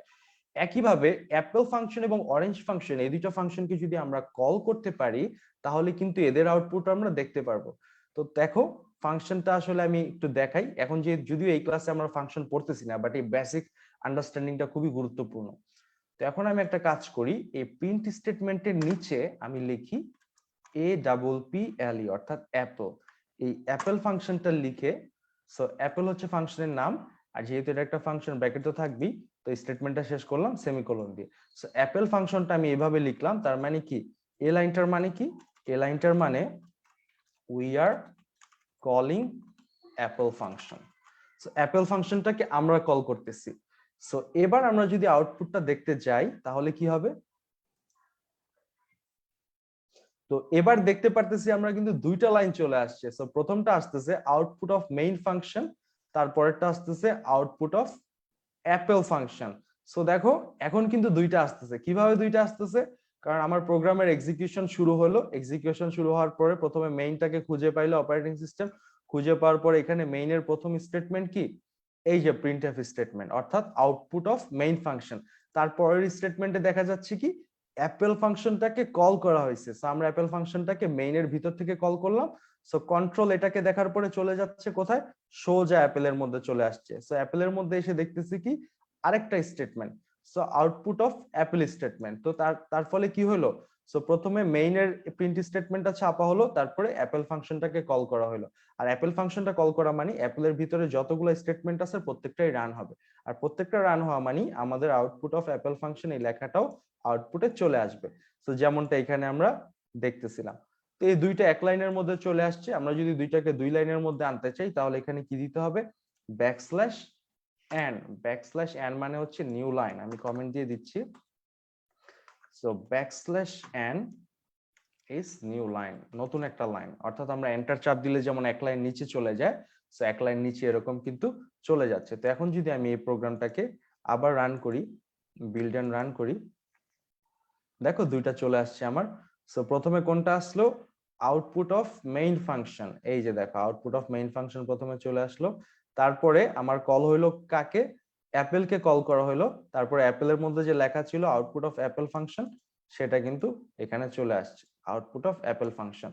তো এবার মজার বিষয় হচ্ছে যে আমরা কি শুধু তাহলে নিজেদের তৈরি অন্য ফাংশন গুলা, আমরা কি তাহলে মেইন ফাংশন ব্যতীত নিজেদের তৈরি অন্য ফাংশন গুলাকে শুধু মেইনের ভিতরেই কল করতে পারবো, অন্য ফাংশনের মধ্যে অন্য ফাংশনকে কল করা যাবে না? উত্তরটা হচ্ছে খুবই সিম্পল, যাবে। সাপোজ মনে করো আমি এখন এই লাইনটাকে উঠাই দিলাম, অ্যাপেল ফাংশনটাকে উঠাই দিলাম। তো এখন যদি আমি প্রোগ্রামটাকে রান করি শুধু মেইনের স্টেটমেন্ট গুলো আউটপুটে আসবে। সো মেইনের স্টেটমেন্ট কি, আউটপুট অফ মেইন ফাংশন। তো এখন আমি যে ঘটনাটা ঘটাবো, আমি আরেকটা ফাংশন তৈরি করতেছি হুবহু সেম ভাবে। সো আরেকটা ফাংশন তৈরি করতেছি, এই ফাংশনটা আমি এখানে কপি করলাম। সো অ্যাপেলের অবিকলে আরেকটা ফাংশন তৈরি করতেছি, এটার নাম দিতেছি আমি ক্র্যাশ। আমরা যেহেতু ক্র্যাশ কোর্স করতেছি 10ms এর, তো ফাংশনটার নাম হচ্ছে ক্র্যাশ। তো এই ক্র্যাশ ফাংশনের মধ্যে কোনো প্রিন্টএফ কিছুই থাকবে না। ক্র্যাশ ফাংশনের মধ্যে আমি যে ঘটনাটা ঘটাবো সেটা হচ্ছে আমি ক্র্যাশের ভিতরে অ্যাপেলকে কল করব। ক্র্যাশের ভিতরে আমি অ্যাপেলকে কল করলাম এবং অরেঞ্জকে কল করলাম, ORANGE, অরেঞ্জকে কল করলাম। তো ক্র্যাশের ভিতরে আমি এই দুইটাকে কল করে ফেললাম। সো আমি এই দুইটাকে ক্র্যাশের ভিতরে কল করলাম, তার মানে যদি কোনো কারণে ক্র্যাশকে আমরা কল করতে পারি, ক্র্যাশের ভিতরের সমস্ত স্টেটমেন্ট এক্সিকিউট করা হবে। আর এটার মানে কি, ক্র্যাশের ভিতরে কোন স্টেটমেন্ট গুলো আছে, ক্র্যাশের ভিতরে দুইটা স্টেটমেন্ট আছে যেগুলো হচ্ছে কি, একটা অ্যাপেলকে কল করতেছে, একটা অরেঞ্জকে কল করতেছে। তো আমি কমেন্টে লিখে দিই কলিং অ্যাপল, নিচেরটা কমেন্টে লিখে দিই কলিং অরেঞ্জ। সো এই দুইটা জিনিসকে কিন্তু আমি কল করতেছি, বাট এখন যদি আমি রান করি আউটপুট কি আসবে বলো তো? এখন যদি আমি রান করি আউটপুট শুধু মেইনের ভিতরেরটাই আসবে, যদিও আমার বাইরে 3টা ফাংশন আছে, বাট আউটপুট শুধু মেইনেরটাই আসবে। এই পর্যন্ত কি বোঝা যাচ্ছে?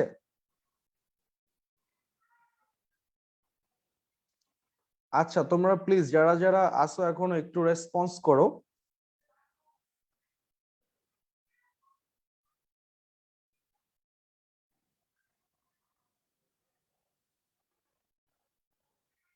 আচ্ছা, নূরের শান্তি বলতেছে ইন্টিজার ক্র্যাশ কেন দিছেন? ভাই ইন্টিজার ক্র্যাশ এটা আমি একটা আমার মনের ইচ্ছা মতো একটা নাম দিলাম ফাংশনের, যেমনটা এখানে অ্যাপেল আর অরেঞ্জ দিছি এরকম। মানে এগুলো আমাদের তৈরি করা ফাংশন, এর জন্য এটার নাম দিছি হচ্ছে ক্র্যাশ। সো আমি একটু লিখে দিই কমেন্টসে তোমরা যেন কনফিউজ না হও। ক্র্যাশ ইজ এ ফাংশন, হ্যাঁ, যেটা কি আমরা লিখছি। আচ্ছা লিখে দিই। তো সো ক্র্যাশ হচ্ছে এটা কি ইউজার ডিফাইন্ড ফাংশন, লিখে দিই ইউজার ডিফাইন্ড ফাংশন।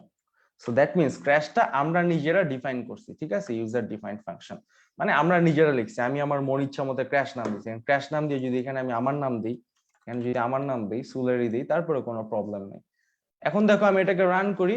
সো এই প্রোগ্রামটা আমি কি করলাম একটু ছোট করি সবাইকে বোঝানোর জন্য। সো প্রথমে হচ্ছে হেডার ফাইল অ্যাড করা আছে, তারপরে আমি ইন্টিজার মেইন ফাংশন দিলাম, তারপরে আমি নিজে থেকে একটা ফাংশন বানাইলাম, যে ফাংশনটার নাম আমার নিজের নামে দিলাম। নাম কি দিলাম? সুলারি, ইউজার ডিফাইন্ড ফাংশন। তো সুলারির মতো অবিকল আরো কয়েকটা আরো দুইটা ইউজার ডিফাইন্ড ফাংশন আমরা বানাইছি, একটার নাম দিছি অ্যাপেল, একটার নাম দিছি অরেঞ্জ। তো এখন সুলারি যে ফাংশনটা বানাইলাম সেটার মধ্যে আমি আবার কারে কল করতেছি? অ্যাপেল এর ডাকতেছি আর অরেঞ্জ এর ডাকতেছি। সো দ্যাট মিন্স এখন যদি আমার প্রোগ্রামটা রান করি কি হবে একটু দেখি। সো প্রোগ্রামটা রান করার পরে কিন্তু শুধু আউটপুটটা আসছে কি? Output of main function. তার মানে শুধুমাত্র এতগুলা যে ফাংশন বানাইলাম তারপরেও শুধুমাত্র মেইনের আউটপুটটা কিন্তু আসছে। সো বাকিগুলা কিন্তু আসে নাই। বাকিগুলো আসবেই বা কেন বলো? একটা প্রোগ্রামের এক্সিকিউশন তো মেইন থেকে শুরু হয়। তো বাকিগুলো আনানোর জন্য কি করতে পারি? আমি যদি এই সুলারিকে কল করি মেইনের ভিতর থেকে, তাহলে সুলারি কিন্তু অ্যাপেল এবং অরেঞ্জকে কল করবে। তার মানে অ্যাপেল এবং অরেঞ্জের মধ্যে যে স্টেটমেন্ট গুলো আছে সেগুলোও কিন্তু এক্সিকিউশন হয়ে যাবে। তো সেই ঘটনাটাই আমি এখানে ঘটাই। তো এইখানে আমি কল করি সুলারি and first bracket and semicolon. তো এখানে আমি কি করতেছি লিখে দিই উই আর কলিং সুলারি, আমরা সুলারিকে কল করতেছি। তো এখন এটাকে আমি রান করব, পুরানোটা কেটে নেই, তো আগেরটা এটাকে কাটলাম। তো এখন আমি এটাকে রান করি। দেখো চমৎকার না? প্রথমে আমার প্রোগ্রামটা এক্সিকিউশন শুরু হলো মেইন থেকে, মেইনে এসে সে দেখলো কি প্রথমে একটা প্রিন্ট স্টেটমেন্ট আছে আউটপুট অফ মেইন ফাংশন। তো আউটপুট অফ মেইন ফাংশনটা কিন্তু ছাপায় দিল। তারপরের লাইনে সে দেখলো কি সুলারি একটা ফাংশন যেটাকে কল করা হয়েছে। তো সুলারিকে কল করার ফলে কন্ট্রোল কি করলো? সুলারির মধ্যে চলে আসলো। এই যে সুলারির মধ্যে আমরা চলে আসছি। তো সুলারির মধ্যে আসার পরে দেখতেছি যে সুলারির ভিতরে কি আছে? একটা অ্যাপেল আছে, একটা অরেঞ্জ আছে, এই দুইটাই কি ফাংশন। তার মানে আরো দুইটা ফাংশনকে মেইন কল করছে সুলারিকে, সুলারি কল করছে অ্যাপেল এবং অরেঞ্জকে। সো অ্যাপেল এবং অরেঞ্জকে কল করার ফলে প্রথমে কল করছে অ্যাপেলকে। সো অ্যাপেলের মধ্যে আমরা দেখতে পাচ্ছি আউটপুট অফ অ্যাপেল ফাংশন। তো এই যে দেখো আউটপুট অফ অ্যাপেল ফাংশনটা কিন্তু এখানে চলে আসছে। তারপরে কল করা হয়েছে কাকে?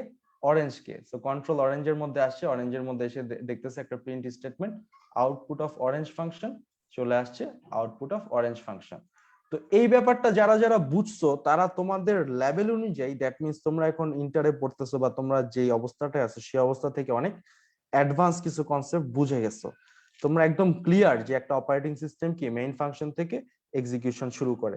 তো এই পর্যন্ত যারা যারা বুঝছো তারা আমাকে একটু আওয়াজ দাও তো, যে আমি কি বেশি দ্রুত আগাচ্ছি নাকি স্লো আগাচ্ছি। তোমরা যদি চাও আমি যে এই যে কোডটা লিখলাম এই কোডটা কিন্তু আমি তোমাদেরকে পাঠাইতে পারি এখন কমেন্টের মাধ্যমে। আচ্ছা, রাজু আহমেদ ক্লিয়ার। ওকে, দিয়া বলতেছে মানে মেইন যেটাকে কল করবে তার মধ্যে সব ফাংশন আসবে। না দিয়া, ব্যাপারটা একটু সেনসিটিভ, এভাবে না বলতে হবে, মেইন যেটাকে কল করবে সেটার সমস্ত এক্সিকিউশন হবে, সেটার ভিতরে সমস্ত স্টেটমেন্টের এক্সিকিউশন হবে। ওকে, আসিফ চৌধুরী ক্লিয়ার, তামিম ইসলাম ক্লিয়ার, ওকে, সুহাদা ক্লিয়ার, আরিফ হোসাইন ক্লিয়ার। ওকে, এমডি সামিউল, খুবই ভালো বুঝছি সামিউল, কনগ্রাচুলেশন তোমাকে। তুমি যদি এই ব্যাপারটা খুবই ভালো বুঝে থাকো তার মানে প্রোগ্রামিং বা এই ধরনের জিনিসগুলো তোমার জন্য। ঠিক আছে, আজকের ক্লাস যাদের কাছে ইন্টারেস্টিং মনে হবে তারা মনে করবা যে তাদের আইটিতে ক্যারিয়ার করা উচিত, তাদের আর কোনো অল্টারনেট নাই, তারা যদি আইটিতে ক্যারিয়ার করো তারা অনেক ভালো করবে, অনেক সাকসেস হবা লাইফে। আজকের ক্লাস যাদের ভালো লাগছে বা আজকের ক্লাসটা যাদের বোরিং লাগে নাই, তারা হচ্ছে কি, তাদের ব্রেনটাই হচ্ছে কি প্রোগ্রামারদের ব্রেন, তাদের কাছে এগুলো আনন্দ লাগে। আচ্ছা, রাতুল হাসান ভাই, অনেক ভালো বুঝছি, অনেক ধন্যবাদ তোমাকে, তোমরা বুঝলেই আসলে আমার খুব ভালো লাগে। তা আমি দেখতেছি মাত্র 64 জন প্রেজেন্ট, বাট আমি হতাশ হচ্ছি না, কারণ আমি জানি যে এই ক্লাসটা সবার ভালো লাগবে না।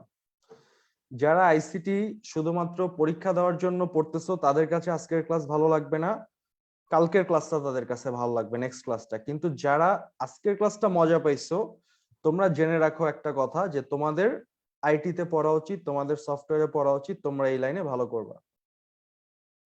আচ্ছা, ওকে, লোকনাথ ক্লিয়ার। আচ্ছা আচ্ছা, তো এখন তোমাদের কাছে আমার প্রশ্ন হচ্ছে যে এই যে আমরা থিওরি শিখছিলাম, আচ্ছা আমি একটু থিওরিটা ওপেন করি। আমি যে তোমাদের হ্যান্ড নোটস গুলা দেই, সেই হ্যান্ড নোটস গুলা দিয়ে তোমাদের 10 মিনিট স্কুলের কিছু সহপাঠী বন্ধুরা অনেক সুন্দর করে সেটাকে স্লাইডে বানায় এবং বানায় সেটাকে তোমাদের ওয়েব অ্যাপে সেভ করে, তো তোমরা সেখান থেকে এগুলাকে পড়তে পারো। তো আমি তোমাদের জন্য একটু পাওয়ার পয়েন্ট স্লাইডটা এখন একটু ওপেন করি। তো এটার স্লাইড শোটা আমি অন করে দিই। সো স্ক্রিনটা দেখা যাচ্ছে?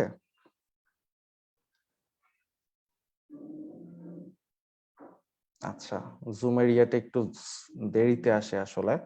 তো এনিওয়েজ, এই যে পাওয়ার পয়েন্ট স্লাইডটা, এই স্লাইডটা হচ্ছে আর কিছুই না, এটা হচ্ছে তোমাদের 3 নাম্বার লেকচারের যে হ্যান্ড নোটসটা তোমাদেরকে আমি দিছিলাম, ভাইয়া যে লিখে দিছিলাম, সেটারই কি একটা পাওয়ার পয়েন্ট রিপ্রেজেন্টেশন।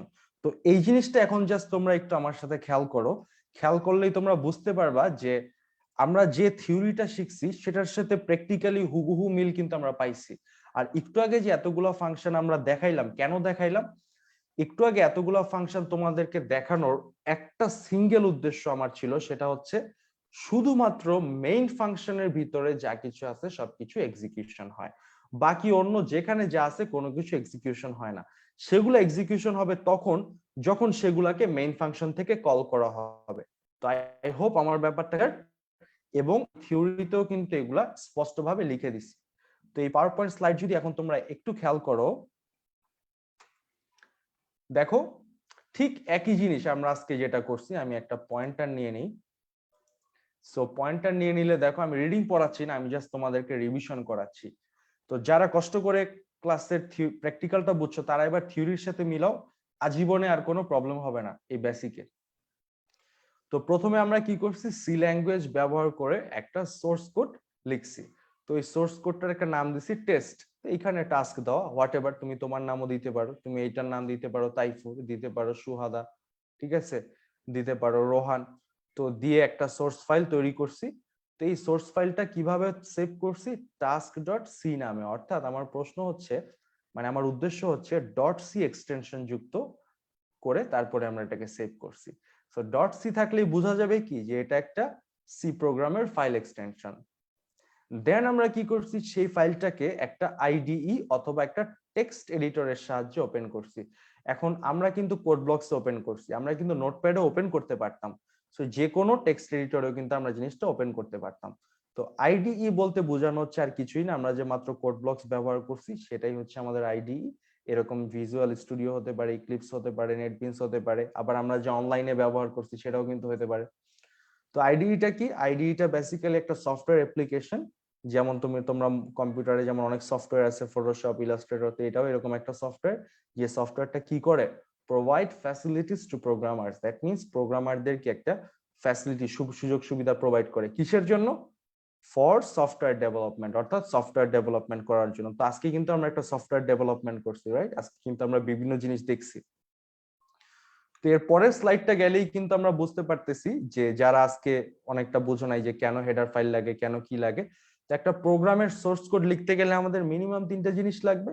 এর মধ্যে কি হেডার ফাইল লাগবে। যেমন আমরা হ্যাশ ইনক্লুড stdio.h যে স্টেটমেন্টটা যে লিখলাম, এটাতে কি করছি আমরা, এটাতে আমরা হেডার ফাইলটা ইনক্লুড করার জন্যই কিন্তু একটা কোড লিখছি। তো এই হেডার ফাইল কিন্তু এক বা একাধিক হতে পারে, ঠিক আছে? তারপরে কি আসছে আমাদের মেইন ফাংশন। তো মেইন ফাংশন কি একটু আগে আমরা খুব ভালোভাবে দেখছি। মেইন ফাংশন হচ্ছে সবচেয়ে গুরুত্বপূর্ণ ফাংশন, যেটা আমাদের সি প্রোগ্রামে থাকতে হবে। So main function is a must, এটাকে থাকতেই হবে। আর মেইন ফাংশনটা কেন মাস্ট? কারণ মেইন থেকে প্রোগ্রামের এক্সিকিউশন শুরু হয়। খুব ভালোভাবে খেয়াল করো, মেইন থেকে প্রোগ্রামের এক্সিকিউশন শুরু হয়। তারপরে কি আসছে বডি। বডি হচ্ছে কিছুই না, মেইন ফাংশনের পরে যে সেকেন্ড ব্র্যাকেট দুইটা থাকে সে দুইটাই হচ্ছে আমাদের বডি।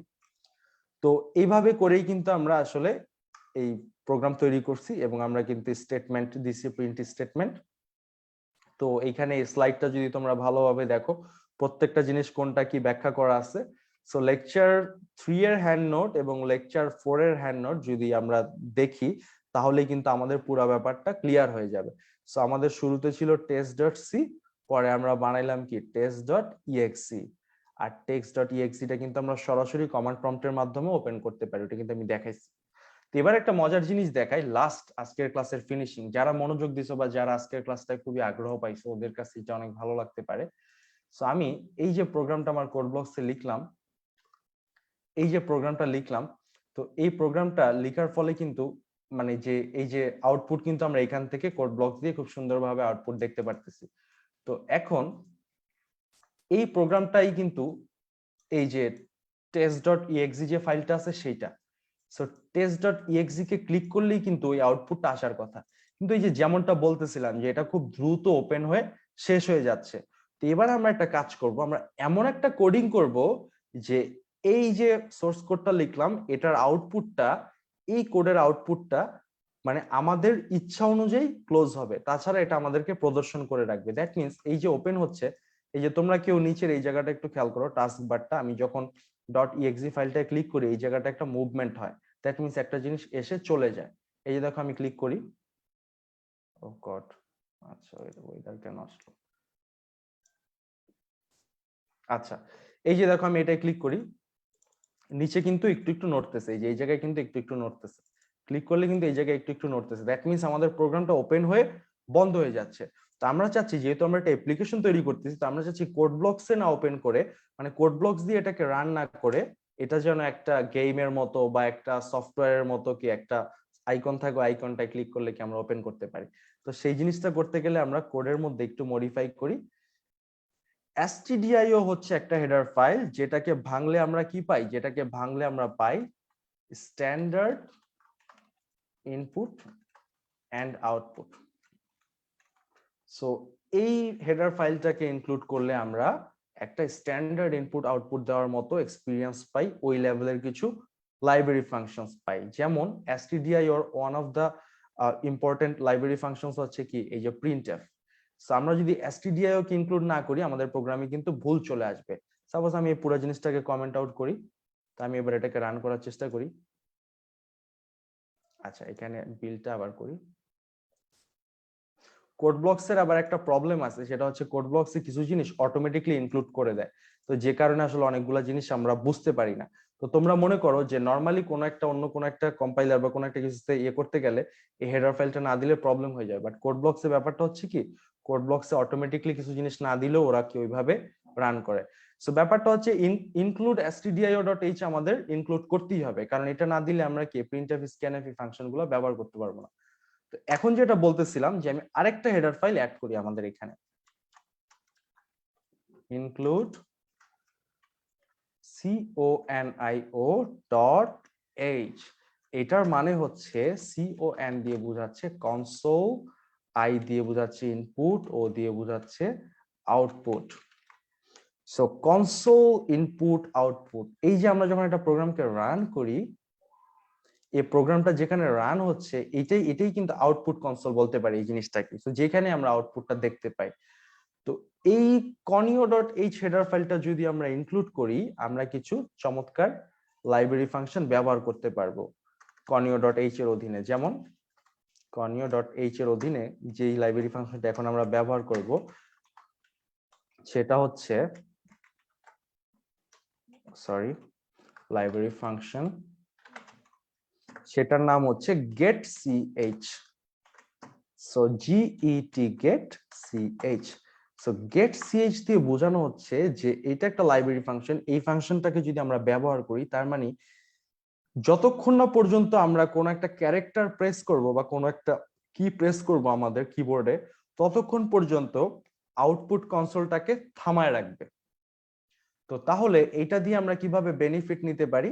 একটু আগে যেমনটা বলতেছিলাম যে এই যে আমার test.exe কে যখন আমি ক্লিক করতেছি এটা রান হয়েই আবার শেষ হয়ে যাচ্ছে, এত স্পিডে হচ্ছে যে এটার আউটপুটটাই আমরা দেখতে পারতেছি না। তো এবার আমরা যেভাবে এই গেমটা চেঞ্জ করে দিব সেটা হচ্ছে conio.h টাকে ব্যবহার করলাম, মেইন ফাংশনটা শেষ হয়ে যাওয়ার আগে আমরা getch এই লাইব্রেরি ফাংশনটা ব্যবহার করলাম। সো getch এই লাইব্রেরি ফাংশনটা ব্যবহার করলে যেটা হবে সেটা হচ্ছে আমাদের প্রোগ্রামটা এই পর্যন্ত এক্সিকিউশন হওয়ার পরে getch এসে আটকায় থাকবে, যতক্ষণ পর্যন্ত না আমরা আরেকটা কি প্রেস করব ততক্ষণ পর্যন্ত আটকায় থাকবে আমাদের প্রোগ্রাম যদি ঠিক হয়ে থাকে। সো আচ্ছা, এটা তো কোড ব্লকস থেকে করলাম, তো আমি এটাকে বিল্ড করি।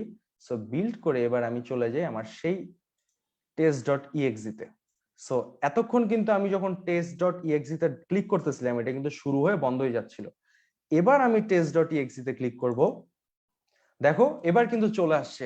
দ্যাট মিন্স আমরা পুরো সাকসেসফুলি একটা কি প্রপার অ্যাপ্লিকেশন তৈরি করে ফেললাম, যেটা কি .exe তে মাউস দিয়ে ডবল ক্লিক করলে কি এটা ওপেন হয়ে যাচ্ছে। এখানে কিন্তু আমাদের এই এই এই দুইটা তিনটা সামান্য আউটপুট ছাড়া আরো অনেক বড় কিছু থাকতে পারতো। এখানে কিন্তু বড় একটা ক্যালকুলেটর থাকতে পারতো, একটা bank management system software open হয়ে যেতে পারতো, একটা প্লেনের air ticket like air ticket management software তৈরি হয়ে যেতে পারতো। তো যে কোনো কিছু কিন্তু তৈরি হয়ে যেতে পারতো। ঠিক আছে, তো ব্যাপারটা হচ্ছে আমি এখন কি ঘটনাটা ঘটাইলাম সেটা হচ্ছে আমি এখানে এই conio.h টা ব্যবহার করার পরে getch একটা লাইব্রেরি ফাংশন ব্যবহার করছি। আর getch টা কি করে, it pauses the output console until, যতক্ষণ না পর্যন্ত any key is pressed। এটার মানে হচ্ছে এই getch টা যেখানে দিব সেখানে আমার প্রোগ্রামটাকে আটকায় দিবে। তো এই আটকানোটা আবার ছুটাবো কিভাবে? এই যে যেমন এখন এটা আমার আউটপুট কনসোল, আমি এখন যে কোনো একটা কি প্রেস করতেছি, সাপোজ আমি আমার না দেখে চোখ অন্য তোমাদের দিকে তাকাই যে কোনো একটা কি প্রেস করতেছি, শেষ হয়ে গেল। সো এটা ডেফিনেশন অনুযায়ী কিন্তু মিলে গেছে। সো getch টা কি করে, it pauses the output console until any key is pressed. তার মানে এটা আউটপুট কনসোলটাকে পজ করে রাখে যতক্ষণ পর্যন্ত কোনো কি চাপা না হয়। সো এই getch দিয়ে কিন্তু আমরা অনেক রকম করতে পারি। যেমন এখন দেখো আমি getch টাকে যদি উপরে আরেকবার ব্যবহার করি, মেইন ফাংশনের পরে প্রিন্ট স্টেটমেন্টটা গেল, ওহো আচ্ছা এই লাইনের পর থেকে করি। সো প্রিন্ট স্টেটমেন্টের পরে আমি getch টা আবার ব্যবহার করতেছি এখানে। সো তার মানে এখন getch টা কোথায় আটকায় দিবে, আউটপুট অফ মেইন ফাংশন ছাপানোর পরেই আটকায় দিবে। তার মানে সুলারি পর্যন্ত যেতে পারবে না থিওরিটিক্যালি। দেখি প্র্যাকটিক্যালি কি হয়। তো এটাকে আমি বিল্ড করি, সো বিল্ড করে রাখলাম। সো বিল্ড করার পরে এখন আমি আবার exe তে চলে যাচ্ছি। দেখো আউটপুট অফ মেইন ফাংশনে এসে কিন্তু এটা আর কিছু দেখাচ্ছে না। তো এখন যদি আমি যে কোনো একটা কি প্রেস করি, একটা কি প্রেস করলাম, দেখো পরের অপশনটা আবার চলে আসছে। তার মানে getch প্রথমে আমার এখানে একবার থামাইলো আউটপুট কনসোলটাকে, তারপরে আমি একটা কি প্রেস করলাম, তারপরে সুলারি ফাংশনটা কল হইলো। সুলারি ফাংশনটা কল হওয়ার পরে সুলারির ভিতরে সে আবার কি, সেও আরো দুইটা ফাংশনকে কল করছে। সো এই দুইটা কল হওয়ার ফলে এইটা আর এইটা ছাপানো হলো, এবং তারপরে আমি আবার getch দিলাম, তারপরে সেখানে লাস্টে কি সে এখন আবার থামায় রাখছে। এখন যদি আমি আরেকটা বাটন চাপ দিই, সেকেন্ড getch টা ছেড়ে দিবে, আমার এক্সিকিউশন যে আমার যে কনসোলটা আছে সেটা ক্লোজ হয়ে যাবে। এই যে ক্লোজ হয়ে গেছে। সেই পর্যন্ত ক্লিয়ার কিনা? আচ্ছা তোমরা প্লিজ একটু রেসপন্স করো। যারা যারা বুঝছো তারা তারা যদি একটু রেসপন্স করো আমার খুব ভালো লাগবে। আজকের এই ল্যাব ক্লাসটা বলতে পারো যে এটা একটা বোনাস ক্লাস এবং খুবই ডিপলি আন্ডারস্ট্যান্ডিং করার মতো একটা ক্লাস। আচ্ছা, সুহাদা ক্লিয়ার? আচ্ছা, তীর্থ ক্লিয়ার? ওকে। আচ্ছা, স্বপন দাস ছেড়ে দিব, এই যে আমাদের এখন আর কি টাইম হয়ে গেছে 9:15 বাজে, কিছুক্ষণের মধ্যেই ক্লাস শেষ করে দিব। যারা যারা বুঝছো তারা তারা প্লিজ একটু বলে যাও যে ক্লিয়ার কিনা, আমি যেন বুঝতে পারি যে ল্যাব ক্লাসের কোয়ালিটি আরো কিভাবে ইমপ্রুভ করা যায়। আচ্ছা, ইমন বলতেছে জি ভাই অসাধারণ। আচ্ছা আচ্ছা আচ্ছা, রাতুল বলতেছে আবার একটু রিভিউ করেন। আচ্ছা ভাই, আসলে ব্যাপারটা হচ্ছে আমরা এই conio.h হেডার ফাইলটা নিয়ে আসছি। conio.h হেডার ফাইলটা নিয়ে আসার ফলে এর আন্ডারে একটা লাইব্রেরি ফাংশন আছে getch, এটাকে আমরা ব্যবহার করছি। সো getch এর কাজ হচ্ছে এইটা আউটপুট কনসোলটাকে থামায় দেয় যতক্ষণ না পর্যন্ত আমরা একটা কি প্রেস করি। সো এই জিনিসটা আসলে এভাবে বলে এখন আর ইয়ে করতে পারবো না, তুমি যদি এই ভিডিওটা আরেকবার দেখো লাস্টের দিক থেকে পুরো জিনিসটা বুঝে যাবে। আচ্ছা, আব্দুল্লাহ বলতেছে সে বুঝছে, পুষ্প বলতেছে ভেরি ক্লিয়ার। আজকের ক্লাসটা যারা ক্লিয়ার হয়েছো ওরা যদি অন্য কোনো ডিপার্টমেন্টেও পড়ো ওদেরকে মনে রাখতে হবে যে তোমাদের আইটি রিলেটেড আরো স্কিল নেওয়া উচিত, কারণ তোমরা ভালো করতে পারবা। কারণ আমি আসলে অনেস্টলি একটা জিনিস বলি যে আজকের ক্লাসটা আসলে তোমাদেরকে না দেখাইলেও হইতো বা খুব কম দেখাইলেও হইতো, আরো ইন্টারেস্টিং করে আরো অনেক কিছু পড়ানো যেত। একটু কঠিন করছি, কিন্তু ভাই একটা জিনিস মনে রাখো যে তোমরা যারা এই বেসিক নিয়ে আস্তে আস্তে শিখে সামনে আগাবা তোমরা খুব তাড়াতাড়ি প্রোগ্রামিং এ প্রো থাকবা। তোমরা ইন্টার লেভেলই ইউনিভার্সিটির ফার্স্ট সেমিস্টার একটা ছেলে সি প্রোগ্রামিং এ যতটুকু পারে অতটুকু পারবা, ঠিক আছে? তো কালকে আমি আবার নেক্সট ক্লাসে আমি আবার বোর্ডে আসবো। নেক্সট ক্লাসটা অনেক বেশি ইম্পর্টেন্ট, কারণ নেক্সট ক্লাসে আমরা কথা বলবো variable, data types, format specifier, এবং নেক্সট ক্লাসটা যখন হবে তোমরা তখন বুঝতে পারবা যে তোমরা ছোটখাটো একটা প্রোগ্রামার হয়ে গেছে। এবং নেক্সট ক্লাসের পরের ক্লাসের প্র্যাকটিক্যালটা হওয়ার পরে তোমরা একদম মোটামুটি নিজেরাই আমার আগে থেকে অনেক কিছু করে ফেলবে এবং আমাকে জিজ্ঞাসা করবা ভাইয়া এইটা কেন হচ্ছে না বা এইটা এরকম করতে চাইলে কি করব, ঠিক আছে? আচ্ছা, তামিম বলতেছে clear clear clear clear. Thank you Tamim, thank you so much. Suranjan ও সুরঞ্জনেরও ক্লিয়ার হয়তোবা। আচ্ছা, জয়ারও ক্লিয়ার। ওকে। আচ্ছা, রাজু আহমেদ বলতেছে এইটারও নোট দিন। ভাইয়া দেখো এইটার নোটের চেয়ে বেটার হবে তোমরা যদি ওয়েব অ্যাপ থেকে একটু টেনে টেনে ভিডিওটা দিতে পারো। আমি অবশ্যই নোট দিব, তোমাদের যেই ধরনের নোট প্রয়োজন সেই ধরনের নিব, কিন্তু প্র্যাকটিক্যাল এটা যদি তুমি করতে চাও তোমাকে দেখতে হবে। আচ্ছা, thank you everyone. Next class হচ্ছে আগামী শনিবারে, নেক্সট ক্লাসটা হোয়াইট বোর্ডে হবে এবং নেক্সট ক্লাসটা হচ্ছে আমার আরেকটা ক্লাস হবে যে ক্লাসটাতে আমি খুব সহজভাবে একটা ক্লাসের মধ্যে তোমাদের ভেরিয়েবল এবং প্রত্যেকটা জিনিস ইন ডিটেলস বুঝায় ফেলবো। এবং নেক্সট ক্লাসের পর থেকে মোট কথা তোমরা কি জিনিসটা একটা গেমের মতো হয়ে যাবে। যারা যারা ক্লাস দেখছো তাদের কাছে কঠিন মনে হবে না, আই প্রমিস। আমি তোমাদেরকে এটা প্রমিস করছি যে যারা যারা এই পর্যন্ত দেখছো নেক্সট ক্লাসটা করার পরের ল্যাবটা যখন করবা তারপরে তোমাদের কাছে এটা একদম খেলা মনে হবে। তারপরে এইসব অ্যালগোরিদম ফ্লোচার্ট এগুলো খেলা মনে, কোনো কিছুই কঠিন মনে হবে না। আচ্ছা, ওকে গাইস, তাহলে আজকে আচ্ছা ওই যে তাইফুর বলতেছে কোডটা কমেন্টে দেওয়ার জন্য, আমি এই যে লাইভটা এন্ড করেই কমেন্টে দিব। তো আজকে এই পর্যন্তই।